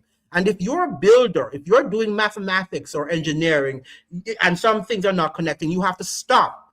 You have to stop and try to connect the dots until you finish building whatever you're building. Right? And we need to build our minds. So if things are not connecting, the dots are not connecting, we have to stop and try to say, I don't really understand how that's strange. Right? And then we begin. And lots of what we're hearing from our prime ministers and presidents are strange, and they're just not connecting. They're not adding up. And that is how you begin to research. And lots of things, you might go down into some conspiracies. And what's a conspiracy? Something that is just not told in public. Something that is hidden. That's what it is. And but we don't want to get down now and go into any rabbit hole and become crazy. Some people become crazy, becoming obsessed with conspiracy theories. But you must read enough conspiracy facts along with your book, because some of your books are what we call conspiracy theories. So lots of what we have in history are theory. They're theories. They're just human theories. In science, they're just human theories. They're not necessarily facts, but they tell us that they're facts when they're just theories. Right? The COVID vaccine was a theory. It was not factual that it was 100% effective. It was just a theory. And that's what they should have said. And had they said it was a theory, then it was fair. Yeah. So those who believe that it was, then fine. And those of us who don't believe, then fine too. Because we have a brain to think. We have D Williams, you people focus too much of all these nonsense that keeps you distracted of what is going on. You don't know what is going on. And that's the whole point. You are just there to talk about gossips, because that's what our Caribbean channels talk about. Gossips. And you think that, wherever you are, that your local prime minister and all of the things that bedevil them, those are distractions. That's not the big agenda. what Miss Mia Motley is doing, or Andrew Hollis is doing in Jamaica, or Dr. Irfan Ali is doing in Jamaica, or even President Trump. Yeah, well, he now has more power because he is on top of a global empire. So we have to look at what he's doing. But little what is happening in the Caribbean is inconsequential. Nothing is happening there. Absolutely nothing. And we are focusing on those little Caribbean nations, and the I show speed, and that is what you are focusing on, D. Williams, and it's distracting you. If you were focusing on what we're focusing on this channel, our prime ministers and presidents could not be doing what they're doing right now, because they would realize that we understand that they have an agenda. Thank you so much, David Maynard.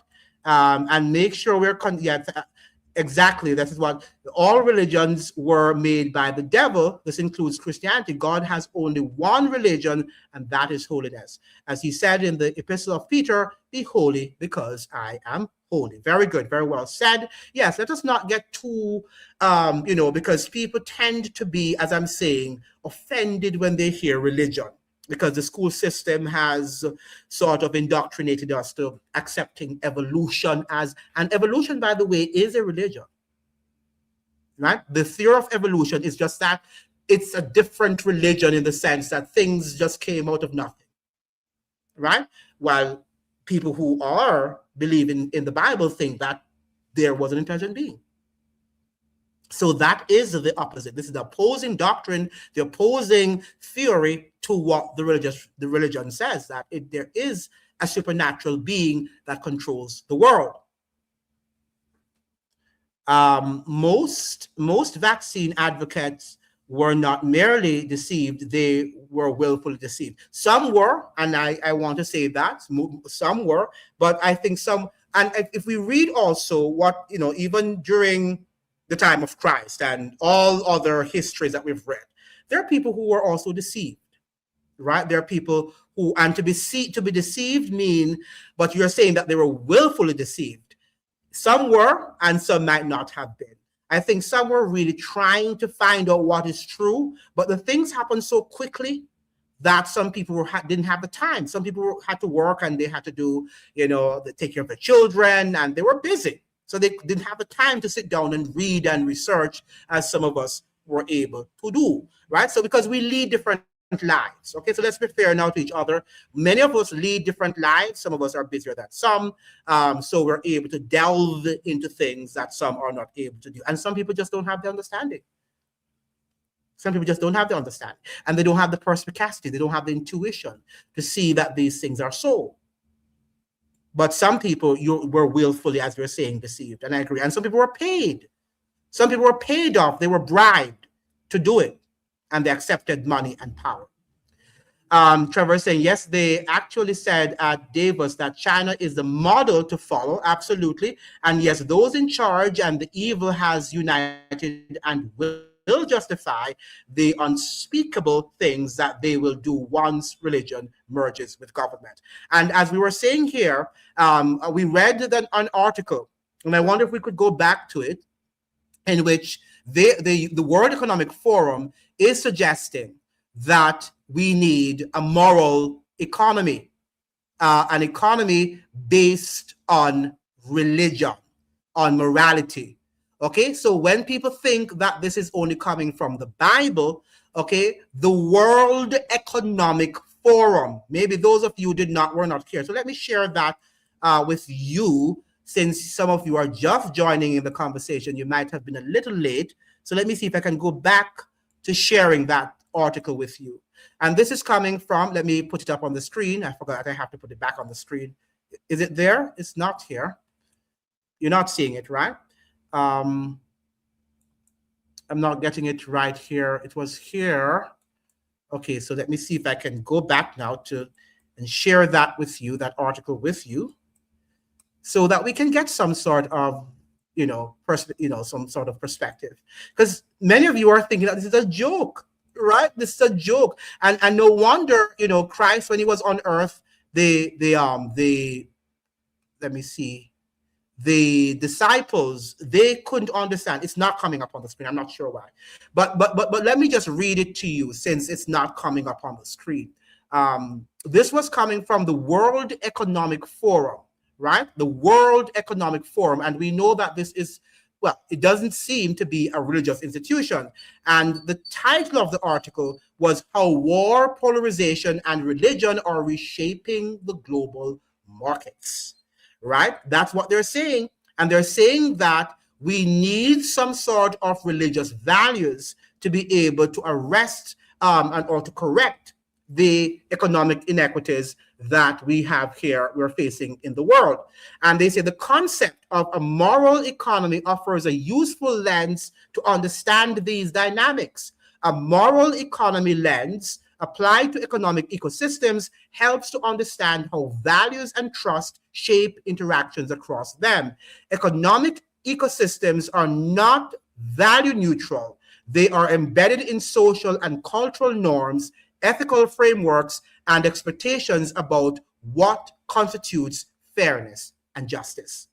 And notice that they're always telling us about fairness and equity and justice because they are alluding to religion, right? And this is how, because economics, remember now that economics, if your economics are not good, then you are going to be what? Submissive to any power. When people could not buy or they could not sell during COVID, they decided to submit because they have to eat, right? And they decided, okay, I want my job, so I'm going to do it, right? And this is what is going to happen also during the mark of the beast. Many of us, it's not because we don't know the truth, it is because we find ourselves cornered where either we accept it or we are able to feed our families or we go with the system or just bear the consequences of not having a job. So you tell me what. So we have Maguful in Tanzania died not complying. Yes, there are few who did not comply. And there are some leaders, we must say, who did not comply. Just like in the time of trouble, during the mark of the beast, some people will, but most people will, but some will not. Yes, they work overtime on the distraction, always something new. And that is why most people will be deceived, because they have a system of total confusion, of distractions. Look at the number of people on this live, that we should have over 1,000 people on this live, because this is what you need to hear. This is what is going to affect you, and affect you in a very direct way. But no, I want to hear what Andrew Holness is doing and what Mia Motley is doing. That's not going to help you, because they have control over nothing. That GJ said, it doesn't matter where it comes from. The aim is to have us talking and debating, resulting in the real objective, which is to distract. Absolutely. And we talk about blackness in Africa and who was white and who was black and who was purple, right? It doesn't have anything to do with it. And don't get me wrong, these things, we need to address them too, because they're part of fairness and justice. But we ought not to be obsessed with race. Be obsessed with nothing, whether it's religion, because when you're obsessed with something, it's fanaticism. So those of you who are obsessed with Africa and obsessed with Jamaica, or obsessed with Grenada, or obsessed with any country or person, you are a fanatic. All right, so don't let, we are black, and okay, we went through injustices, but we ought not to focus our entire lives on these things, because they will affect you and you'll become just a fanatic, just like any religious fanatic. You must live a balanced life, understanding that they're nice and decent black people, they're terrible black people, some of them are evil too, just like they're nice and decent white people, and some of them are evil and wicked. But don't find yourselves that all white people are evil and all black people are good. That is a wrong thing to have, and will affect the way how you see the world. The White House doctors admitted the 6 feet social distancing was made right among all other types of life. And remember the guy from Trinidad, the scientist that was in, what's his name again? The scientist that was from Trinidad. And he was working under the Trump administration. And he told us that all of what they were talking about social distancing, he said he asked about it. He asked them, how is it that you got, this 6 feet social distance? And they said that we don't know, we just made it up. They told the Trinidadians, the scientist from Trinidad, who resides in the States, now I forgot his name, that it was made up. was made up, and they laughed at us. Do you see how many people were deceived thinking that this was scientific? There are people who want to fight you if you didn't have your mask on. This is how fanatic they were. This is how controlled they were, even though it was a lie. And that's exactly what is going to happen. The wars are going to deceive you, and they're going to tire you. They're going to exhaust you until you are going to say, yes, we need a Messiah to bring about peace in the world. Okay? I don't want to be divisive. I just disagree on some things, but I agree on overall all the explanation. Yes, but we have to, Chris, understand that at this point in time now, we need to be more in agreement of truth than disagreeing, because all of these things of back and forth and we don't know what's going on when these things happen before our eyes, if we're not very, very sure what's happening, we're going to also be deceived. And that is why some people who were good people got deceived, because they were not sure if they were either right or left. And sometimes it's also a way of thinking that I'm balanced and this. And I want it to be balanced, but at the same time, you have to also think quickly on your feet. Right now, what's happening in the world, we have to think quickly on our feet, or we are going to be deceived. Ask God for wisdom. Gain of function, right? It was gain of function. And I think the hantavirus that is in the air too, that sounds to me like a gain of function right now as we speak. I might decide to do a live on it too. Only Islam is right. I don't think, why you say Islam is right? We're not talking about religion and being right. We're talking about what is truth, right? And obviously, I'm sure Islam has some amount of truth, right? So I'm not saying that it's lie or it's truth. I'm sure it also has lies. Don't forget, Bill Gates was part of the 2017. Absolutely, he was, and all of that was engineered. The Bill Gates and the Fauci's, they work together. History is the teacher. History is the teacher, and the word of God stands above the teacher. That is the master teacher, and history is next. Correct. I love that. The DAGM is saying most vaccine advocates were not merely deceived, rather they were willfully deceived. Yes, I was saying that some of them were willfully deceived. Only God knows. All right. So, but I know that some of them were willfully, and some of them were also, they were doing the best that they could do. The jabs were effective. Why are you saying that now, Pedro? How were they effective? Or were they effective? Were they not effective? If you knew their purpose. Oh, I got you. I got you now. Okay, so Pedro is saying, I got you now. The jabs were effective if you knew their purpose. And he's right. He's right. Right? They weren't effective for us, but they were effective for the powers that be. They made lots of money. They deceived us. They were able to rewrite the laws that governed our lives. In fact, we hear our politicians now talking about how Trump destroyed the what do you call it now, the rule-based order, right?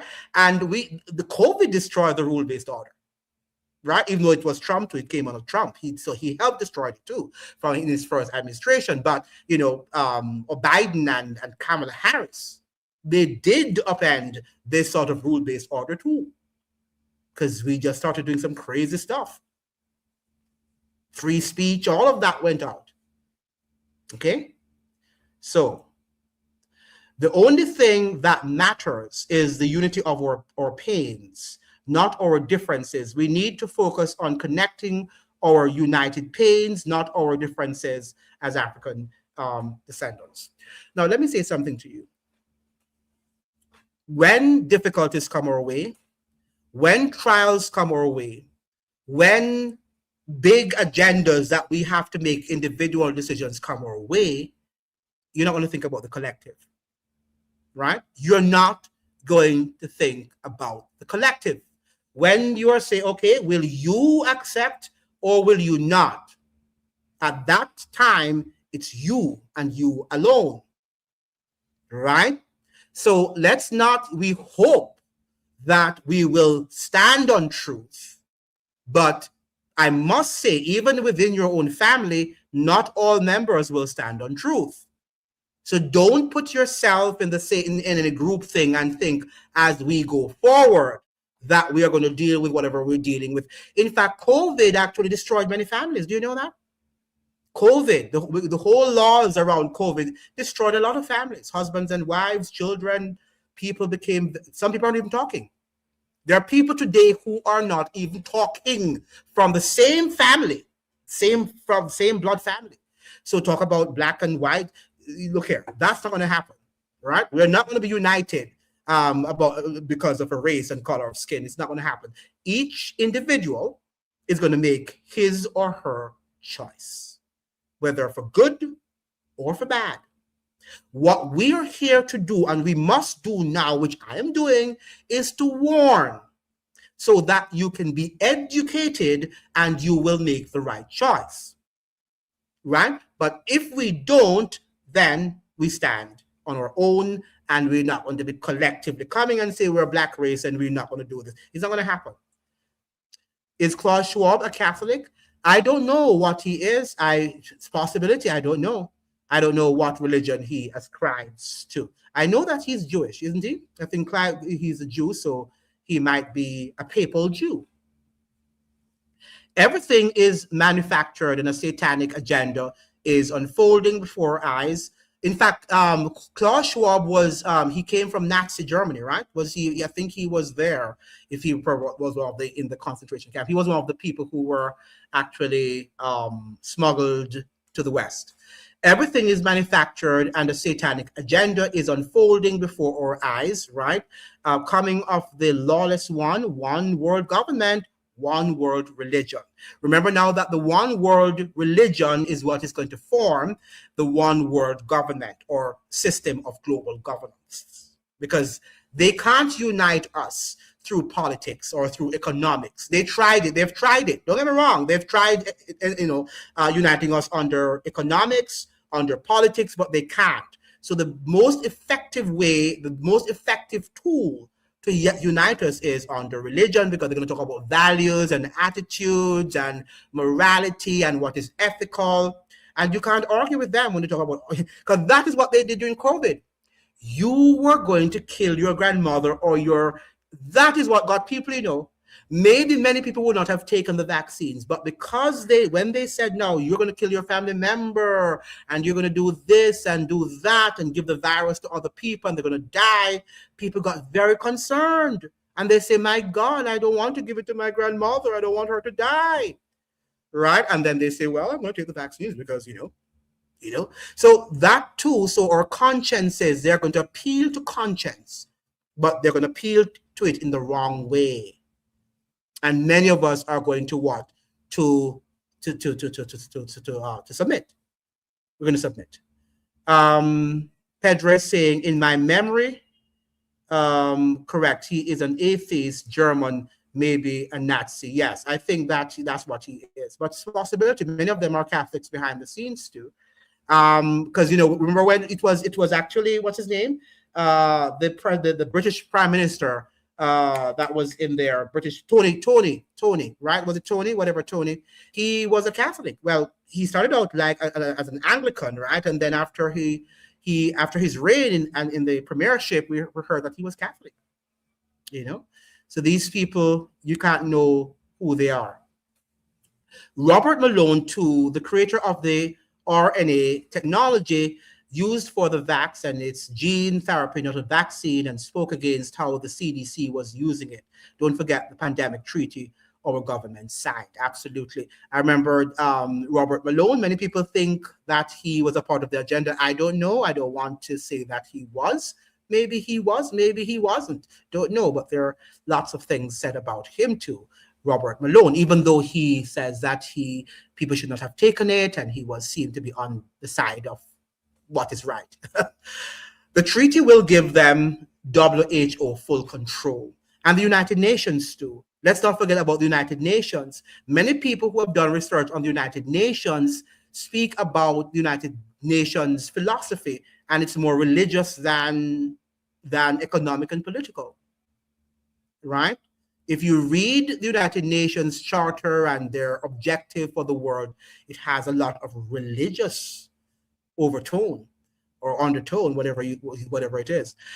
He who loves mother, father, son, daughter, etc., more than me will lose their lives. Right. And this is coming from the word. Absolutely. So we can't just look at the fact that it's a black people, or it's the Tucker's family, or it is that Brown's family. It doesn't work like that. You can only encourage your family, encourage your friends, encourage your colleagues to do the right thing. But you can't force them, right? And some of them will not listen to you. Many of them perhaps will not listen to you, right? And they will join with what the majority are doing or is doing. We have Trevor say they will try to save themselves and doom themselves in so doing. Right. All right. So we need to get out of this group thinking. That's another thing that they have. Oh, white people think they're a certain way, and black people think they're a certain way, and we're all going to resist the thing and the group. Doesn't work like that. And COVID should have taught us that too. That there were blacks who were on the side of Fauci, and those blacks who were not on the side of the agenda. And there are whites on the side of Fauci and white Asians on the side. So we must side with the truth, not side with group thinking. And too many of us like to be group thinkers, right? Climate change, Pedro is saying, is the new religion. It is. It is. And notice that, and even food insecurity, all of these are going to make the new religion. Where was it again where the article mentioned about food insecurity, climate change, and it called all the names of the problem. It listed the problems bedeviling us. I think it talked about food insecurity, climate change, identity crisis, and all of these things.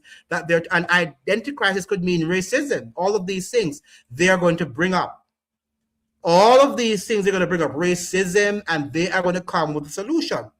And the solution is one world religion where we all unite for peace. Okay? So talk about identity racism, and you think that it is, aligning yourself with a philosophy that is going to teach you and is going to save you. It's not going to do it. Africa is not going to liberate you. In fact, Africa is on board with the agenda. I hope you understand that. The UN is they you speak of, right? The Lucis Trust is a big sponsor and a neighbor. Well, it's a part of the same agenda. Well, she was before the United Nations, evidently, the Lucis Trust, but it's a system, it's an ecosystem, right? Where they're spreading the agenda. Okay, it's an ecosystem. Yes, you're right. Robert Malone is a bit of a rule book type of guy. So while he spoke against that too, is still blinded by the way of thinking. Yes, he's a scientist, but the title doesn't make you aware. Right. And that's why we can't worship people. We just have to agree with them. The core is all of them. And I respect a lot of them who spoke out and wrote very beautifully about what they knew was right. Okay, but to say that we're going to fully trust anybody. John Campbell, look at John Campbell, the nurse from England. John Campbell was promoting the vaccines. A very good guy, from a superficial lens. A very good guy. He gave us the science behind what was happening. Dr. John Campbell, the nurse from Great Britain. At the same time, even people who were injured, he interviewed them, and he was still pushing the vaccines until he was injured. Until John Campbell was injured, and then he decided he went against it. So you have to be careful to whom you listen, because people sometimes look out for themselves. And John Campbell, to some extent, was doing that, because if he saw, I think he interviewed at least 3 people before he was injured and decided not to take it anymore. And he was still pushing it when he saw that there was a guy who was a young guy riding a cyclist rather. And the guy came and told him he was having severe problems after taking those vaccines, right? And John Campbell was saying, well, according to the science, and he just kept on talking about like he's a robot, right? He was a robot. And then when he now took it, I think the third time, I think it was the second or third time he took it and he was injured, he decided to speak out against it. So you can't trust people. No matter how educated or sophisticated they look and they're getting to science, you cannot trust people. You must also read for yourselves and trust your own value judgment. Very important that you do that. Now we have that brother, an MP, Santa Bradshaw, said climate change is causing potholes, right? Jamaica, I heard that from Jamaica too. I don't know if that you're in Jamaica, but I heard that is causing potholes in our roads. And Mia Motley had many little children. What's that? Is it arching for climate change a few weeks ago? Yes. If you're in Barbados, it's interesting that they're actually saying that, because in Jamaica they said the same thing, that the bad roads is actually caused by climate change, right? So that's what they're going to tell us, and we have to believe them. Many of the young ones will be led astray and lead the charge to save the world through climate change, right? So let us look at what is happening in the Caribbean now and globally. The ice shows speed. If we should have a problem with the hantavirus that is in the air right now, right? Let us say it becomes a pandemic. And then ice shows speed comes and say, take the vaccines. Many of you are going to take it because ice shows speed you love him, right? And that's how they do things, right? To control you with all of these entertainers and these global icons. And that is how they do things. They know what they're doing. We don't know what they're doing. Well, at least many people don't know what they're doing. UN touts peace, but never achieved it. And they are behind the wars too. Because what I'm saying to you is that what the article was saying, which is true, and which, what's his name, Albert Pike, alluded to, they're going to create wars to exhaust us physically, spiritually, mentally, in every way, and then they're going to call for peace. Because the UN was also created as a foundation for global governance. Do you know that the United States of America did not want the UN to be on this territory? They never wanted anything to do with the United Nations. It was these very subtle politicians, these secretive politicians, who actually went ahead with it. Okay? But the United States did not want to go along with it because they understood that this was a global agenda that the institution is pushing.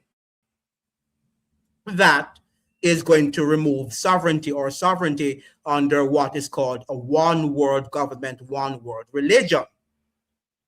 Okay? But the one world government is going to be achieved through religion, through spirituality, whatever you want to call it. And those of you who think you're enlightened, and because that is what they're saying, that the true light, Lucifer, the light bearer, the one who told Eve, thou shalt not surely die, is the one who will tell you that you're enlightened by science and history and you think you're smart. But you're not smart like the devil. Now, John Campbell is the biggest siren against the COVID injustice. Yes, and he's a good guy in the sense that I used to watch him before he sort of changed his tune. And, he was trying his best, but I thought too, he had enough evidence to know that something was wrong. And it took him until he was injured for him to have known that something was wrong. And that to me is why we cannot rely on people whom we even think is articulate and they're bright and they know the science or they know history or they know religion or whatever they know. We have got to make our individual. So when you're saying the black people are going to, and we look out for our brothers and sisters, it doesn't work like that. It is going to be left up to you. And that's why to be forearmed is to be forewarned, rather. To be forewarned is to be forearmed. That's why I'm giving you now the knowledge, the tools, so that you can be able to think that this is not going to be just some, a war that is happening in the Middle East and who is going to win, the United States or Iran. This is a bigger agenda. Discernment over book sense and titles, absolutely. And we need the book knowledge, but we also need, in addition to that, as you're saying, Trevor, discernment, intuition, and hopefully godly intuition, godly discernment.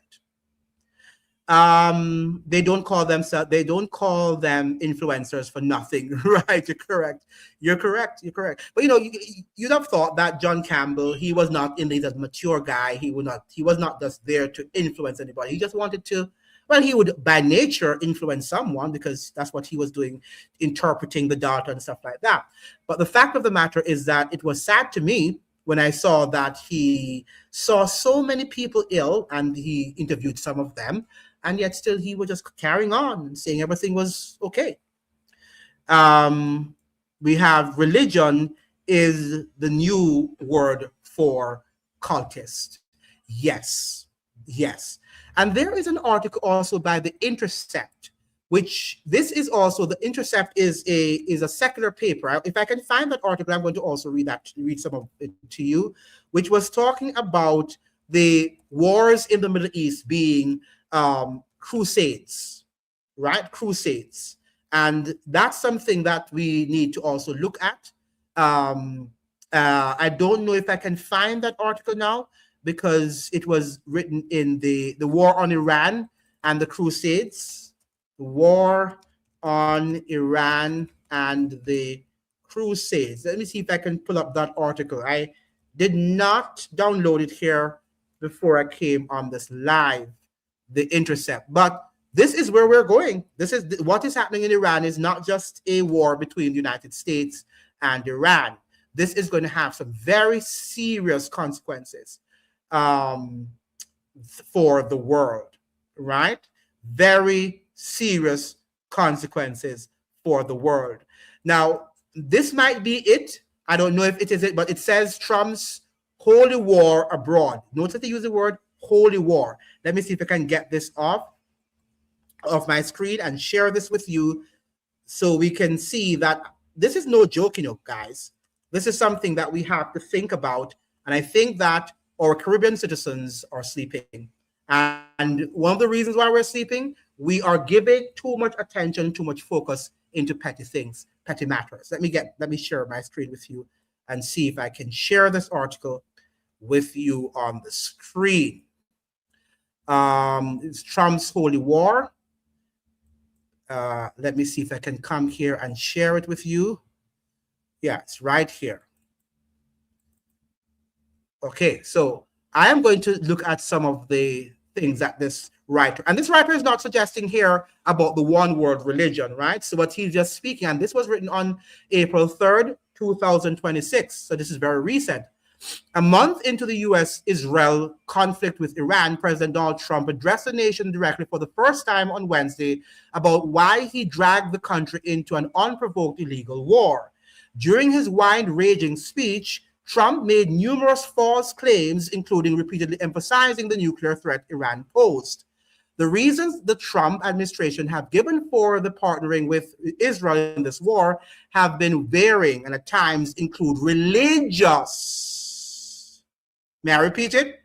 Including religious undertones, especially from Defense Secretary Pete Hegseth. Hegseth regularly infuses Christian right rhetoric in how he speaks about the war on Iran and the military more broadly. During a recent religious service at the Pentagon, Hegseth prayed for God to give U.S. troops wisdom in every decision, endurance for the trial ahead, unbreakable unity, and overwhelming violence of action against those who deserve no mercy. Hegseth belongs to the denomination called the Communion of Reformed Evangelical Churches. He believes that he is carrying out a spiritual and actual war to vanquish a Christian nation's enemies and protect and promote a Christian nation, explains investigative journalist Sarah Posner, who covers the religious right on the Intercept briefing. For Hegseth, biblical law is the only law he feels obligated to obey. The law of war, international law governing military conflicts and human rights and civilian rights in war, he believes don't apply to him. All right? So what we're seeing in the Middle East is a religious war. This is not just a normal war between the United States and Europe and Iran. And the war has been going on since this guy, what's his name again? Since George W. Bush. We see these wars, and Obama came and he escalated the wars, and Trump in the first administration came and he escalated. And these wars are largely fought in the Middle East. Why the Middle East? As Albert Pike said in his Morals and Dogmas, that we have now the Third World War is going to be waged against, we're going to have the political Zionists against the Muslim world. And that world, as Mr. Pereira has said, is not going to sit idly. It is going to fight. And what is going to happen is that many of us are going to die and our lives are going to be uprooted. And when we have become physically, spiritually, educationally, academically, in all facets, exhausted, because some of you are going to be exhausted because you think what you have in your brains is what is right, is what is academically sound. And when you can't connect the dots because nothing connects, no black thing, and you see how Africans are also on the agenda, you are going to be deceived. And that is when now someone is going to come in and say, we need a man who will be able to help us to gain peace in the world. Our world is messed up and our world needs to be corrected. And that is what Trump thinks he's doing, but he's not doing that because he's using a false religion to accomplish that. He's using a false religion to accomplish what he deems is peace, and Hexeth also. They're false prophets. So let's look at some of, and before we end the live, we have here, Chris is saying, on another point, Freemasons came out saying they were publicly given the mandate to groom our young men last year, January, and all year we're giving, and this January they have set up at UWI.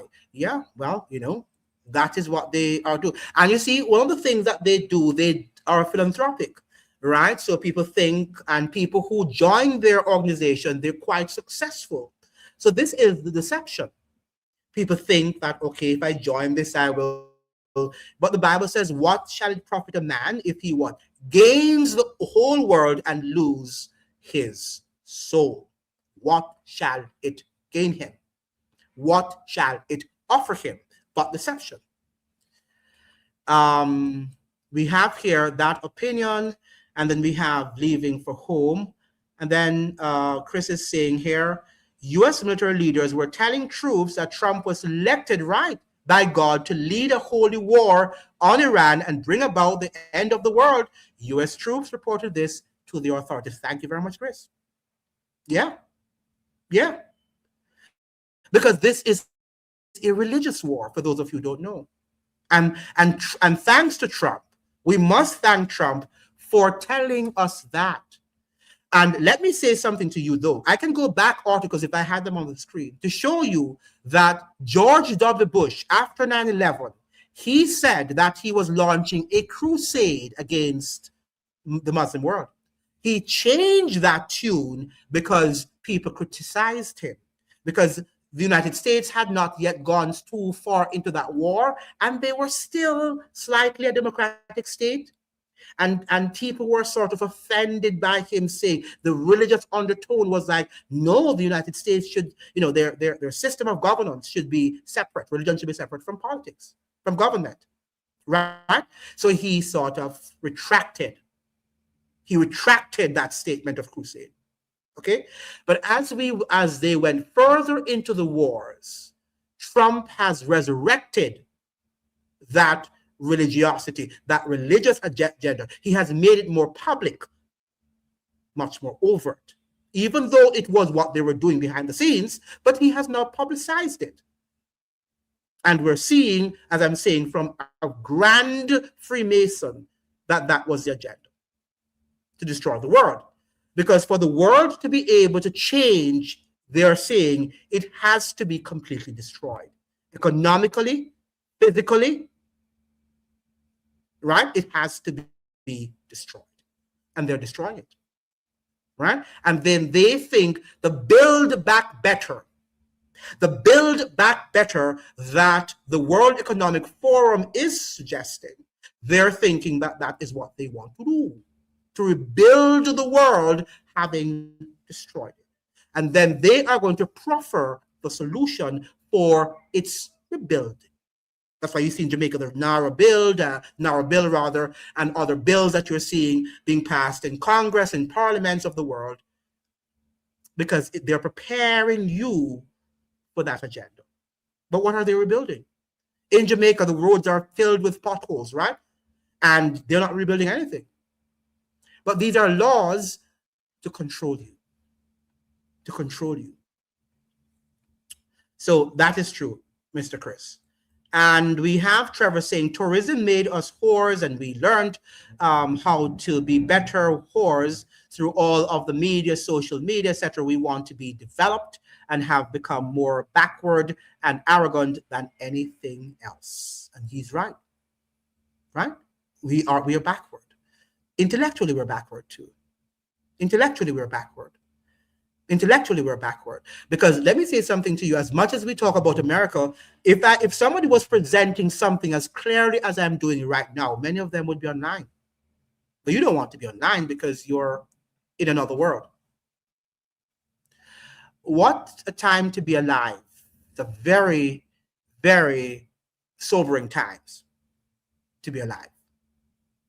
But some of us are just going on. We're just moving by as normal. George W. Bush also mentioned ushering in the right, the NWO's right as well. Right?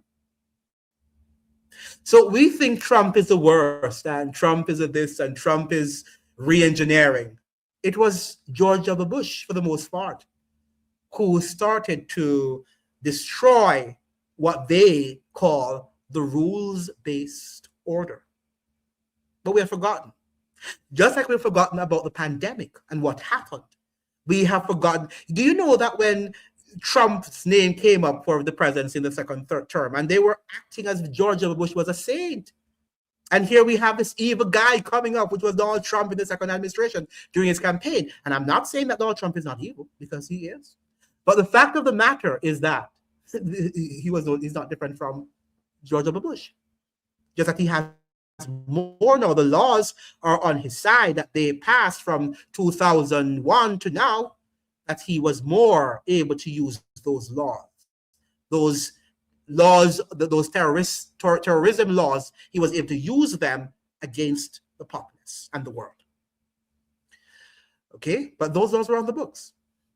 Each president has said it, right? That's what this is. It's a building back, right? Building, and that is what they're doing. And the entire world is deceived, thinking that this is just a war of the East and the West, and the Muslim world and the Christian world. And yes, it is. But what is the final agenda? To destroy you, to destroy me, to destroy our civilization. And then they're going to cry out, peace, peace. But the Bible says, sudden destruction is going to come, and they shall not escape. And those of us who are on their side, which many of us indirectly are on their sides, by not listening to things like these, we're going to find ourselves being destroyed with them. Candice Monsege says, systems were built to take us away from the Most High. Absolutely. Satan is at the top of the pyramid. Remember now that Albert Pike said that he is the what? The light bearer. And when he was in heaven, that is what he was really, right before he fell, because that's what Lucifer means. Lucifero. He was the luz, and luz in Spanish and in Latin means light bearer. He was, but after he fell, he became a dark being. Right? Okay. Now systems were so Satan is at the top of the pyramid, and his children have created chaos to usher in a new world order while destroying the old system. Right. So when they're saying the rules-based order, that is what they're alluding to, and they're in agreement with it. They like what Trump is doing. They're just pretending to give you the illusion that you have an option. So after Trump leaves, you go and you vote back in Kamala Harris or whomever comes up. In fact, I was reading an article yesterday from the BBC, and they were suggesting that a billionaire Jewish billionaire might be the new hope for the Democratic Party in the United States. And right, a Jewish billionaire, that's what they're suggesting, might be the hope for the Democratic Party for the next general election in the United States. So do you see how they are already planning? Years, decades, centuries in advance, they're planning to deceive you. And when the electioneering comes back, you'll be, oh yeah, I'm voting for them. Better than Trump. Yeah, I'm voting for that person. That person's going to be better than Trump. He's going to solve the problem in the Middle East because he's a Jew. He's a Jew, so he's going to solve the problem with the wars between the Israelis and the what do you call it? The Muslim. And I can tell you that they're going to frame it. They're going to frame the narrative as if this Jewish guy is anti what the Jews are doing, what the so-called Zionists are doing. And he's going to expose the Zionists or some of the things that they do, and you're going to buy the narrative. If he comes to the fore, if he really is going to be a legitimate candidate, he's going to come and he's going to deceive you again, and you're going to vote for him. And he's going to do the same thing or worse than what Trump is doing at the moment. And the cycle continues unabated. Right? Wow. What a word. We have world governments are in the pockets of the global oligarchies who we did not vote for. What interesting times we live in. Yes. It's a world government. And world government through a system, through a religious system, a system where the devil himself is going to be at the helm of the hierarchy. Remember now that the Bible did say that the devil is going to come as Christ. In the same way you see I show speed going around the world, the devil is going to come. And he's going to carry on and heal many of you. And he's going to sing, and you're going to hear his lovely voice.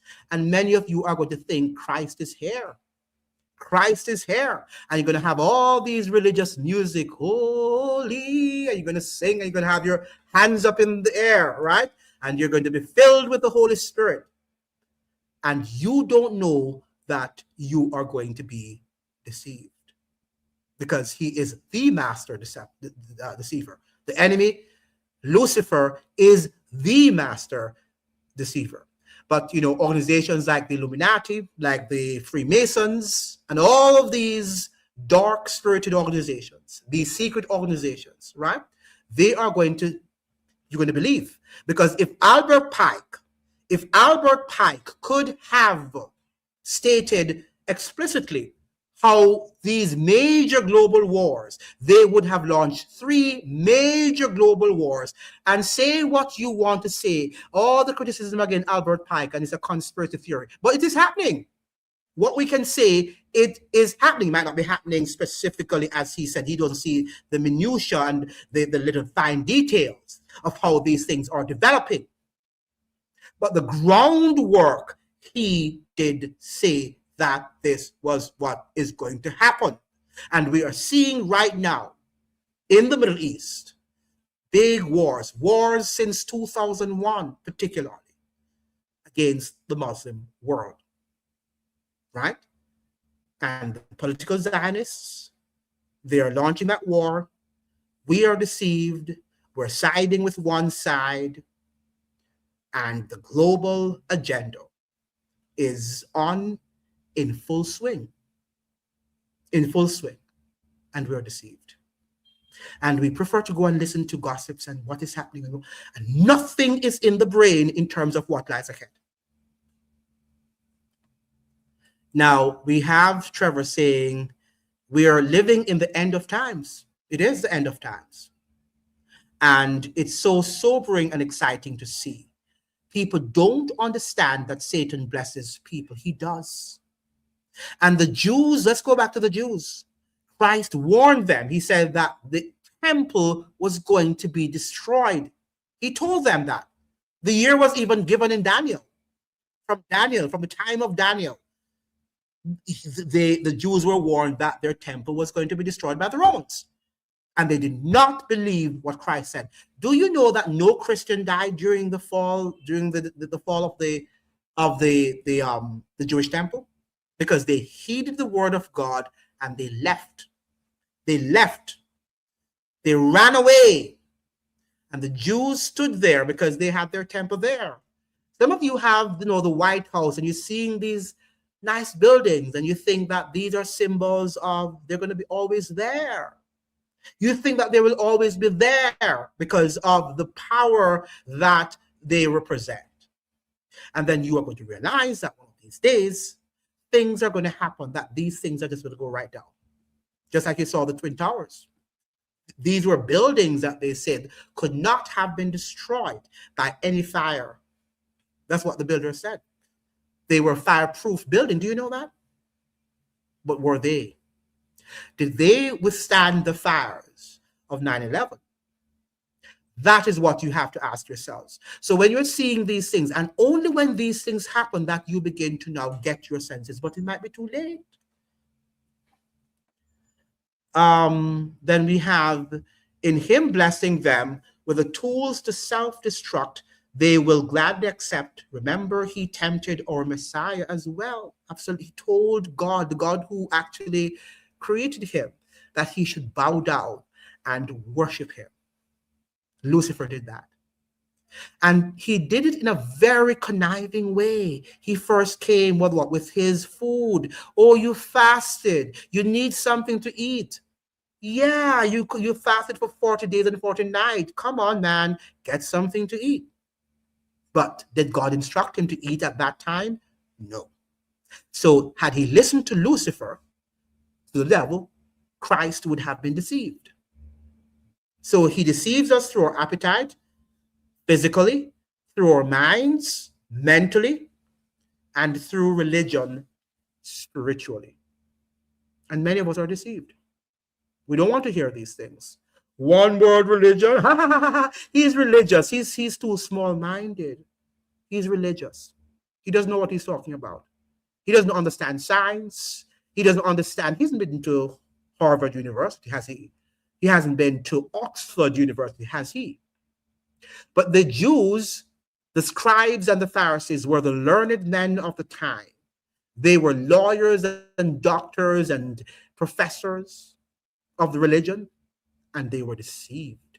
Yet they were deceived. Will you allow yourselves to be deceived by this one world religious order that is in the making as we speak? Or will you stand up and understand that these wars are just not meant to be wars among nations, even though they are, but they have a much deeper and broader agenda? That is what you've got to ask yourselves. Now, then we have here Yusuf. This is a long name here, sir. Religion was invented to create unity amongst barbarians, but today it is used to hate and have prejudice and distract from the fact that all men and women are equal. And yet you're right here, but they're going to also use it again, Yusuf. They're going to use it again to bring us together, because as you heard on the African guy said on his video, on the TikTok video I showed you, he's saying that the politicians have failed us.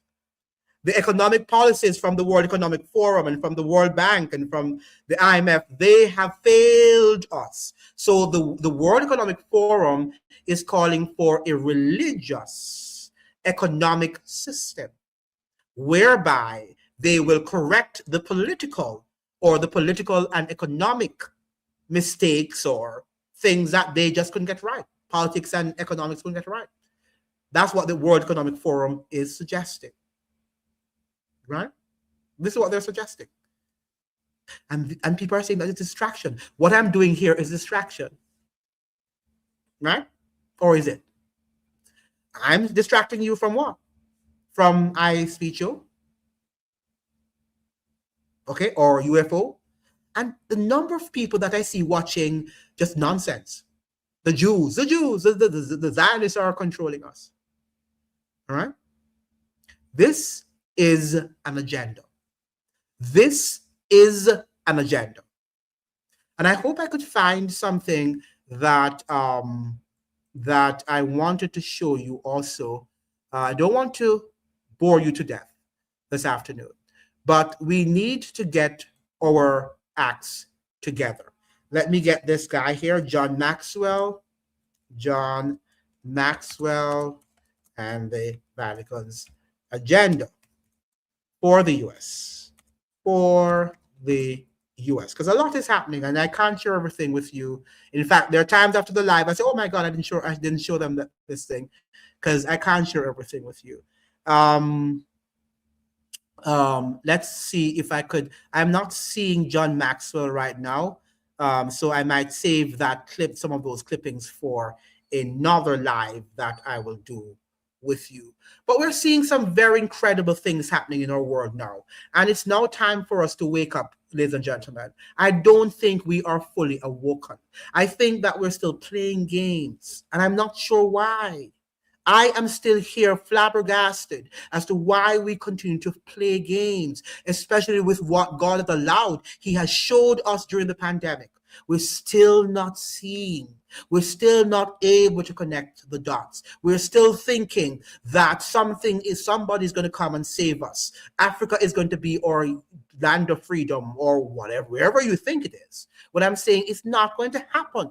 We're living in an evil world, and not even human beings, even if human beings were interested in solving the problems, the devil is not interested in solving the problems. The devil wants to what? To kill, to steal, and to destroy. The devil does not like you and I because we represent what? The image of God, and he doesn't love it. He knows that he is going to be destroyed, and he wants to take us with him. Religion was invented to create unity. Oh, I think I read that already. Let me go to Yusuf again. This can only work with Christianity because technically many other countries are ruled by religion, but people are oppressed. Absolutely. And this is what the founding fathers were trying to say, even though they also committed mistakes. But they understood that religion can be used as a tool for good, but when it's merged with politics, it is toxic. When religion is merged with politics, it is toxic. It is the most toxic tool that can ever be used on human beings. They understood that. History also records that. Okay, but we're living in such a society now in which the school system, the academia has brainwashed us into believing that, oh, religion and politics, you don't have to talk about that. Right? It's a waste of time. It's a distraction. Religion divides, and it does. Politics divides, and it does. But does it mean, therefore, that we should not know about it? If you don't know about it, then you are already deceived. And just a minion, a tool, a goyim in this world. Okay? So we need to know about religion. We need to know about religious history, political history. What about science history too? Because one of the things about science, when during the pandemic, I realized many people study science, but they don't know its history. So they don't know that some aspects of science is still eugenics. Even when we say black and white, people are black and white, that is eugenics. Do you know that? When you call somebody black or you call somebody white, it's eugenics. It's coming from that. But we use that because that's what we learned, and that's what people call people. You're black or you're white. But the whole whiteness was used to say that they are at the evolved state of perfection, while blacks are at the bottom and other races evolved. And so you have the black race at the bottom and the yellow race in the middle, and it goes like that, right? But we have been indoctrinated. People used to talk about the Nigerian race, or they talk about the British race, or they talk about the American race. They never talked about people's color as a race. That does not make any sense. Because as we're seeing right now, what you call black Trinidadian is totally different from a black American. And they're seeing that too. That's what they're seeing. That's why they call themselves FBAs, because they are confused. Because they're seeing the difference between, I remember when I was at Howard University, there was this white professor who says, Andrew, I can look in any classroom and point to you, a West Indian from a North American. Why? And most of us were black there, by the way. Why? Because culturally, they are different. culturally, they are different. A white European is different from a white American too. Right? What you call that? So it's eugenics. So we have to study these things. We have to study these things. History is important, whether the history of religion, the history of science, the history of economics, the history of everything, the history of your family. Got to study. And that's why history is the most important subject that everybody should have mastered in school. Whatever you're doing, history should be at the center. Because if we fail to understand the lessons of the past, we are doomed to repeating them, right? Let me have some of what you're saying. This won't be the first time in the history of humankind that religion governs. Absolutely, it's not. That's why we have to study the history of religion. Social scientists, sorry, I missed your social scientists. Let me go back here. Social scientists show that it is one of the revolving epochs, right? It keeps on coming back, right? It keeps on coming back. We get freed and then we go right back, right? Then people see through it and move on. And then we repeat the same thing and it cycles, just go back and repeat its cycle. Many people don't want to learn anything, just follow. As it stands, the world is burning and they're not chasing dreams. They're chasing dreams rather and success. And nothing is wrong with that, as you're saying, Trevor, but they must understand that these material things, while they are important at the moment, but they're short-lived, right?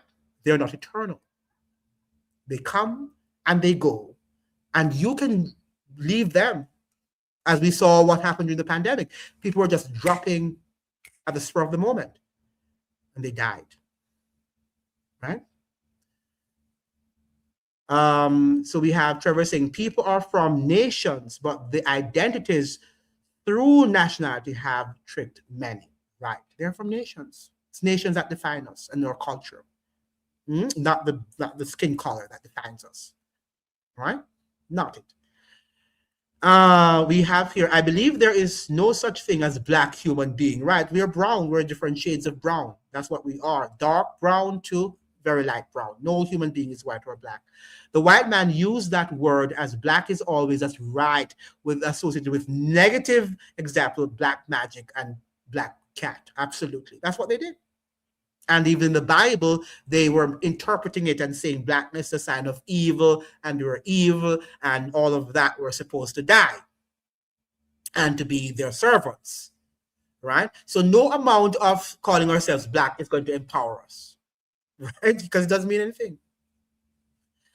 In the older times, people associated with each other with the region or right or country, not race or color. I mean, the people have always, had color prejudice. All right, so we're not going to negate that. Remember that even Moses, his sister, when he married an African woman, Moses got married to an African woman, and maybe she was darker, and his sister didn't like it, and she laughed. Remember, she laughed at him and she mocked him, and God allowed leprosy to have taken over her, Miriam, his sister, because God told her that what she did was wrong. In other words, God was correcting her prejudice that she had. So I'm sure that they were, but not to the extent, because remember too that even in India, as W.E. Du Bois told us, that the whole slavery, the concept of colorism came from India, this caste system where you had the lighter skinned Indians, from the lighter skin to the darker skinned ones, because some of them are darker, much darker than Africans, right, in India. So they would place the darker skinned ones at the bottom. So that's what they did too. So they sort of applied and adopted the Indian caste system to represent this matter of white supremacy and African, being on the lower scale because they were of the darker race. Right, so nothing is wrong to say that we are of a darker race and the Europeans are lighter or other whatever, but it does mean that we are darker. Does not necessarily darker does not mean inferior. That's what I should say. Or lighter does not mean superior. Right? It's just a color. Has nothing to do with anything. The individual now is what defines who he or she is. In the same way, as I'm saying to you, you can't think that being of the same color is going to save us from the New World Order or for anything that's coming in the world, it has to be an individual decision that is going to be able to save us. It will be nice if most of us can make the right decisions, the right individual decisions. As a group, we will prosper. But what if we don't? Yeah, so we have here all part of blinding them and having them adopt new cultures, gentrification, and more. Absolutely. Absolutely. All right. So many of us are accepting what we think, and we use Western tools without even knowing that we're using them. And yet still we say that we're Africans and we're Pan-Africanists and we're on the black thing when we are so brainwashed that we're using we're using their tools, and we are trapped by them that we don't even know. And we are defeating the purpose that we say that we're fighting, if you understand what I mean. Today in India, a Christian man won elections in a major state and became the first Christian to be chief minister in history of a state of 90% Hindus. That's good. Didn't know that. Yeah, that's good. Hopefully everything goes well, because they're very anti-Christian in India, I understand. In the ancient days, race did not exist.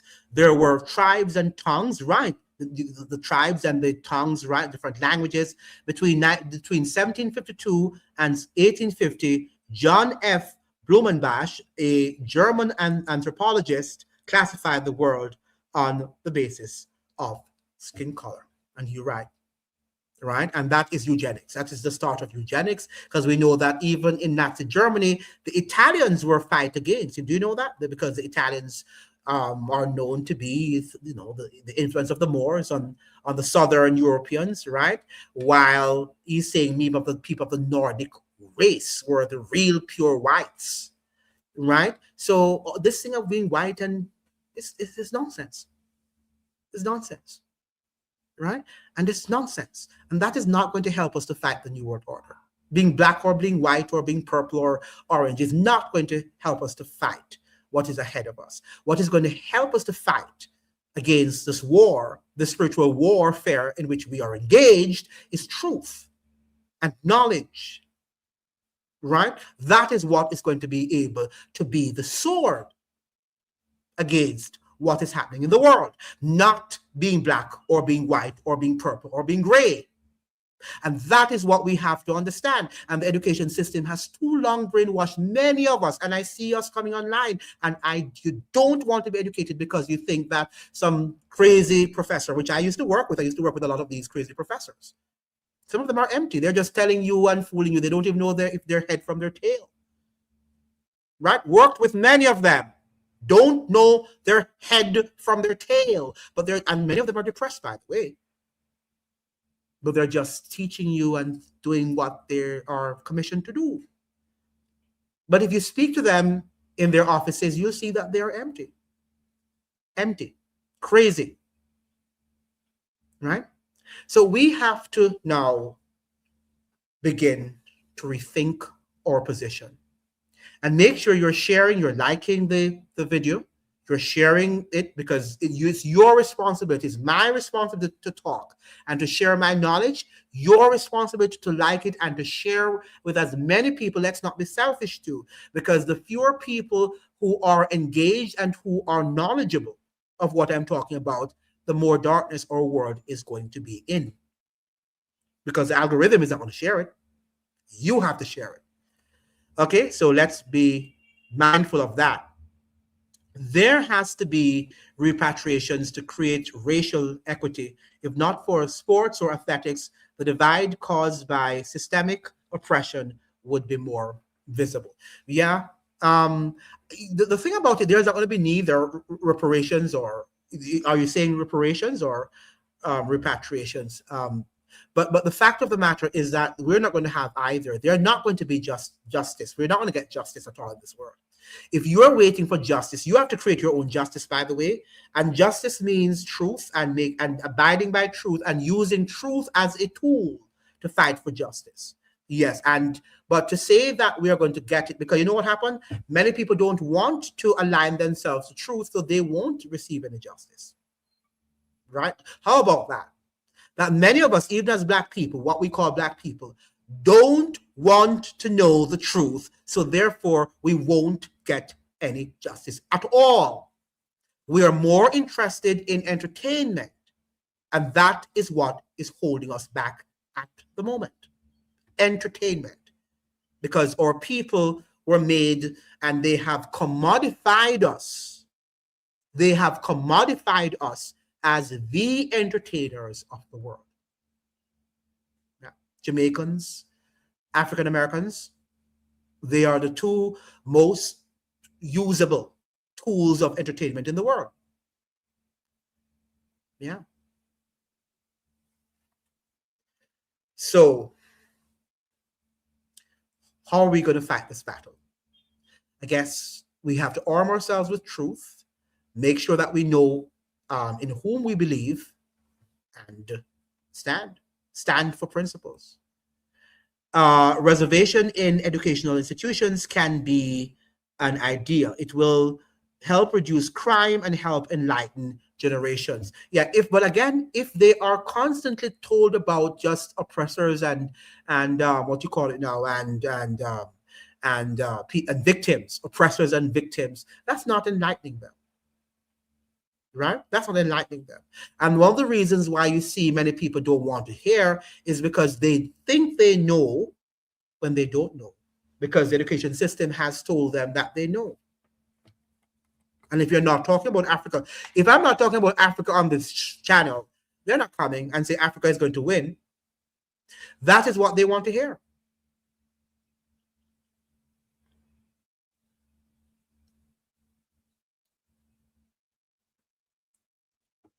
Yeah. Sorry.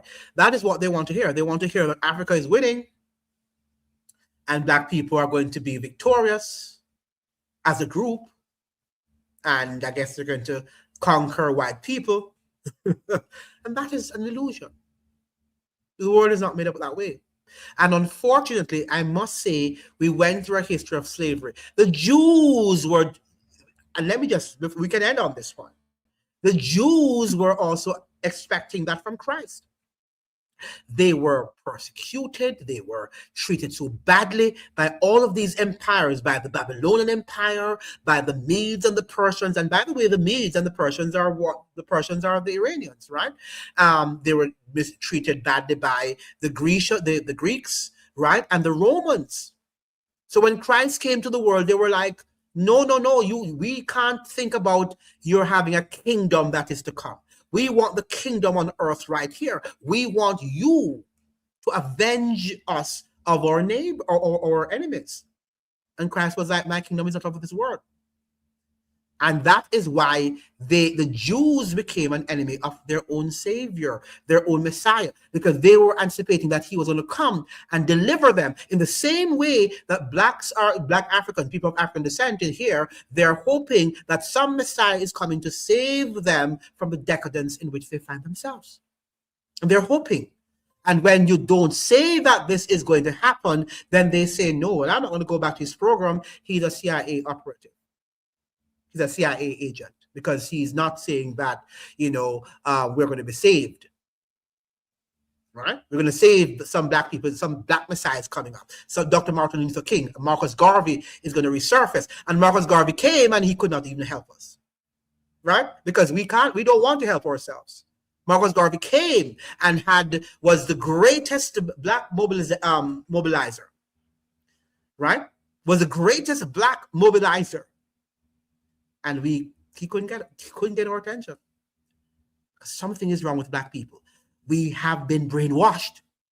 And that is why it was the African-American writer who spoke about the miseducation of the Negro. We have been miseducated. And because of that, we're lost. We're lost. Only corrupt politicians are winning regardless of color. Absolutely. That's it. And that's what I've been trying to say here. But no, somebody's going to come. I wonder what is going to happen, because it's going to happen. And I don't want to say that because I'm happy it's going to happen. but because I know I study prophecy, right? I love prophecy. I've been studying it from a child. And I know that the guy there in Burkina Faso is not going to win. I just know that. Whether or not maybe he's not even real. Maybe that guy's not even real. But everybody's still hoping that something's going to come out of Africa and we're going to be free. In the same way, Europeans in America, because some Europeans in America, some white Americans, what we call white Americans, are also, they feel very disillusioned.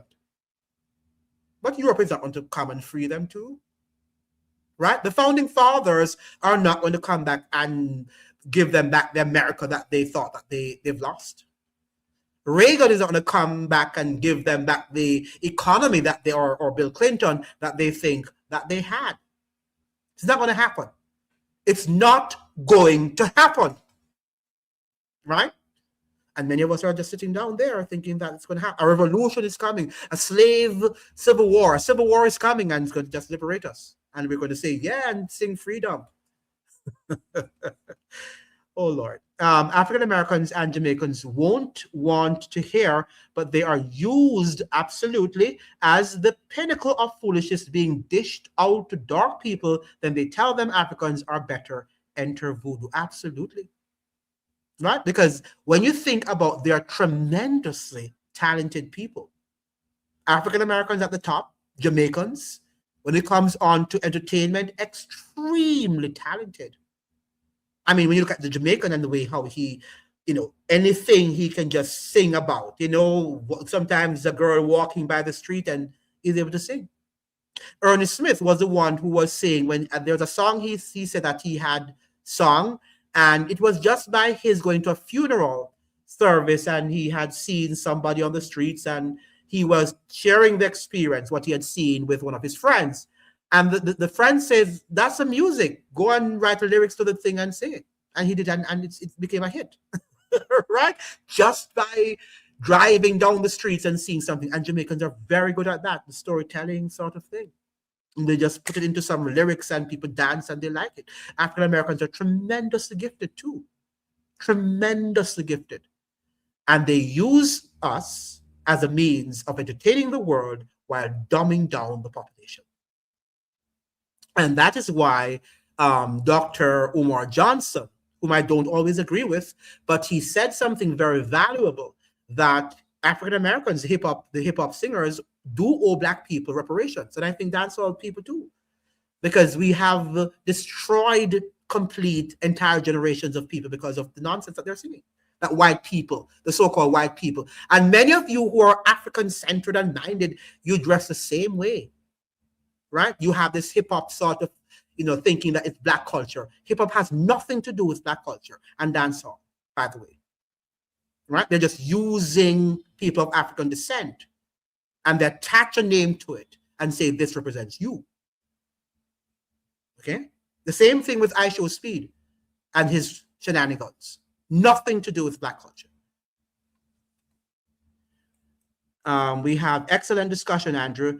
May the Most High continue to use you. I'm sure many could appreciate the breakdown and knowledge shared. And please share the live, Sir Trevor, with as many people as you can so that the message can be passed on to others. Any other comment? I think if we have no comment, any more comments, I think I can end the live. But if you do, I'll wait and listen to you and we can have a discussion.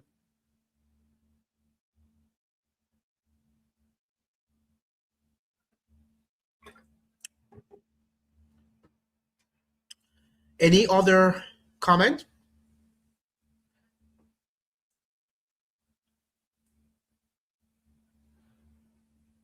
Make sure you're liking the live and you're sharing it. The algorithm is very determined. It won't share it. So make sure that you are sharing it so that we can get this word out. I Show Speed is just a cheap way for countries to market tourism. After I Show Speed in Ghana, tourism increased by 70%, right? And who benefits, right? But the global elites, right? So yeah. And the same stereotypes remain.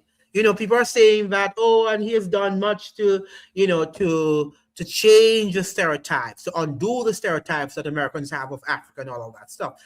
But I don't think that is true, right? That is going to be done through education, not through entertainment. And he has visited and streamed in almost 100 countries. That's a global agenda. I don't think a young man at 21 years old is going to just get up and do that. Maybe, I don't know. I don't think so. All right? I think that he is supported. Right? He's being pushed. And you have found yourselves listening and watching stupidity than watching what lies ahead. This is the sort of world that we live in. Some of my American friends, before I should speak, thought Africa was one country. Yeah, so maybe in terms of that, you're right. And they also think the islands also, Yusuf, they think the islands like Jamaica, Trinidad, and all of these countries are one country where one island is the capital of all the other islands. Oh, because you're from the islands. You're from the islands, which means that you're just from the same thing. You're the same thing. Yeah. So we have a lot to educate ourselves about. And then we blame people of, European descent that we don't know. And sometimes we spend so much money on buying these, clothes and whatever, when we could visit some of these countries with our own money and learn, right? But we don't want to learn, do we? We prefer to buy expensive stuff and build up, the Jews and these people who are actually exploiting us. He's just making the extremely stupid making the extremely stupid a little less stupid, right? But to the intelligent, it's brain rot. Aha, right? And they think when they're talking to you that they're the ones who are wiser, right? Don't they think so? When you are having a conversation with them, when you are the smarter in the room, they're thinking that you are not, and it's not so, and they're telling you what you should think when that is not the truth. Right? Yeah, I've seen a lot of that happening, and I have to be firm with that. Yeah, so that is it. Any other comment, any other question that we have? Very good discussion. I would like to see more people so that we can have these enlightened conversations that will help the Caribbean to understand and to become more conscious, because reggae music is not going to make you conscious, or hip hop music is not going to make you conscious as much as it nice beat and you dance and is not going to make you conscious. Right? These are the discussions that we need to have. These are the discussions that we need to have. Okay? And we're not having them. Then in my neighborhood, the strongest advocates for COVID protocols and vaccination were those who had the best, that is 11 plus, right, exam results. That is it. To me, they were at the forefront of the existent mass psychosis. You're right. And that is the whole thing. Nothing is wrong, I'm saying, with education, but it can also be a point where they have become so indoctrinated that they cannot be helped. And that is what happened to the disciples. Christ was telling them that yes, you've read the Torah. Yes, I know you've read the Torah, and you're right from many angles when I look at what you're saying. But there are some things that you're wrong about, and you are going to be destroyed. And they just would listen, because they thought the doctors and the whatever were even more knowledgeable than Christ, who is all-knowing. And this is where we have to be careful, all of us, including myself. A suggestion: if you improve your thumbnails, it will help increase views. Well, thumbnails, you want to make them for me? But I mean, I don't know if thumbnails is going to make the YouTube, what you call it now, but look at the number of comments I'm seeing here. You would have expected that the algorithm would have sent out the live, because from start to finish, this is like a 3-hour live, and I'm getting comments from start to finish, but the algorithm is very, very hesitant to share even the live. They're hesitant to share. Yes, but thank you. Yeah, I will try to do that. Need your face to give it authenticity I think. Okay, you're saying, okay, I need the face on the thumbnails. Okay, I'll try to do that. I don't like my face on the thumbnail, though, but maybe I try to do that. Yes. Okay. So that is it. Any other comment? Thank you so much, Yusuf, for your suggestion regarding the thumbnail.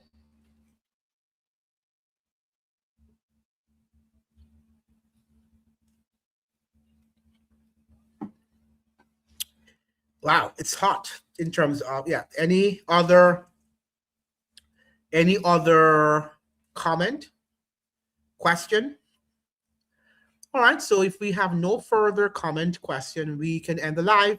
Please share the live and make sure that you're having these discussions in your community. And you can use these videos also of engaging people in conversations and see how much we can educate, enlighten our population, our communities, our village, because it takes a village, as we say, to raise awareness, right? And that is what we're trying to do on this platform. Thank you so much for joining. Have a great night, and we'll talk on another live. See you. All the best. Ciao.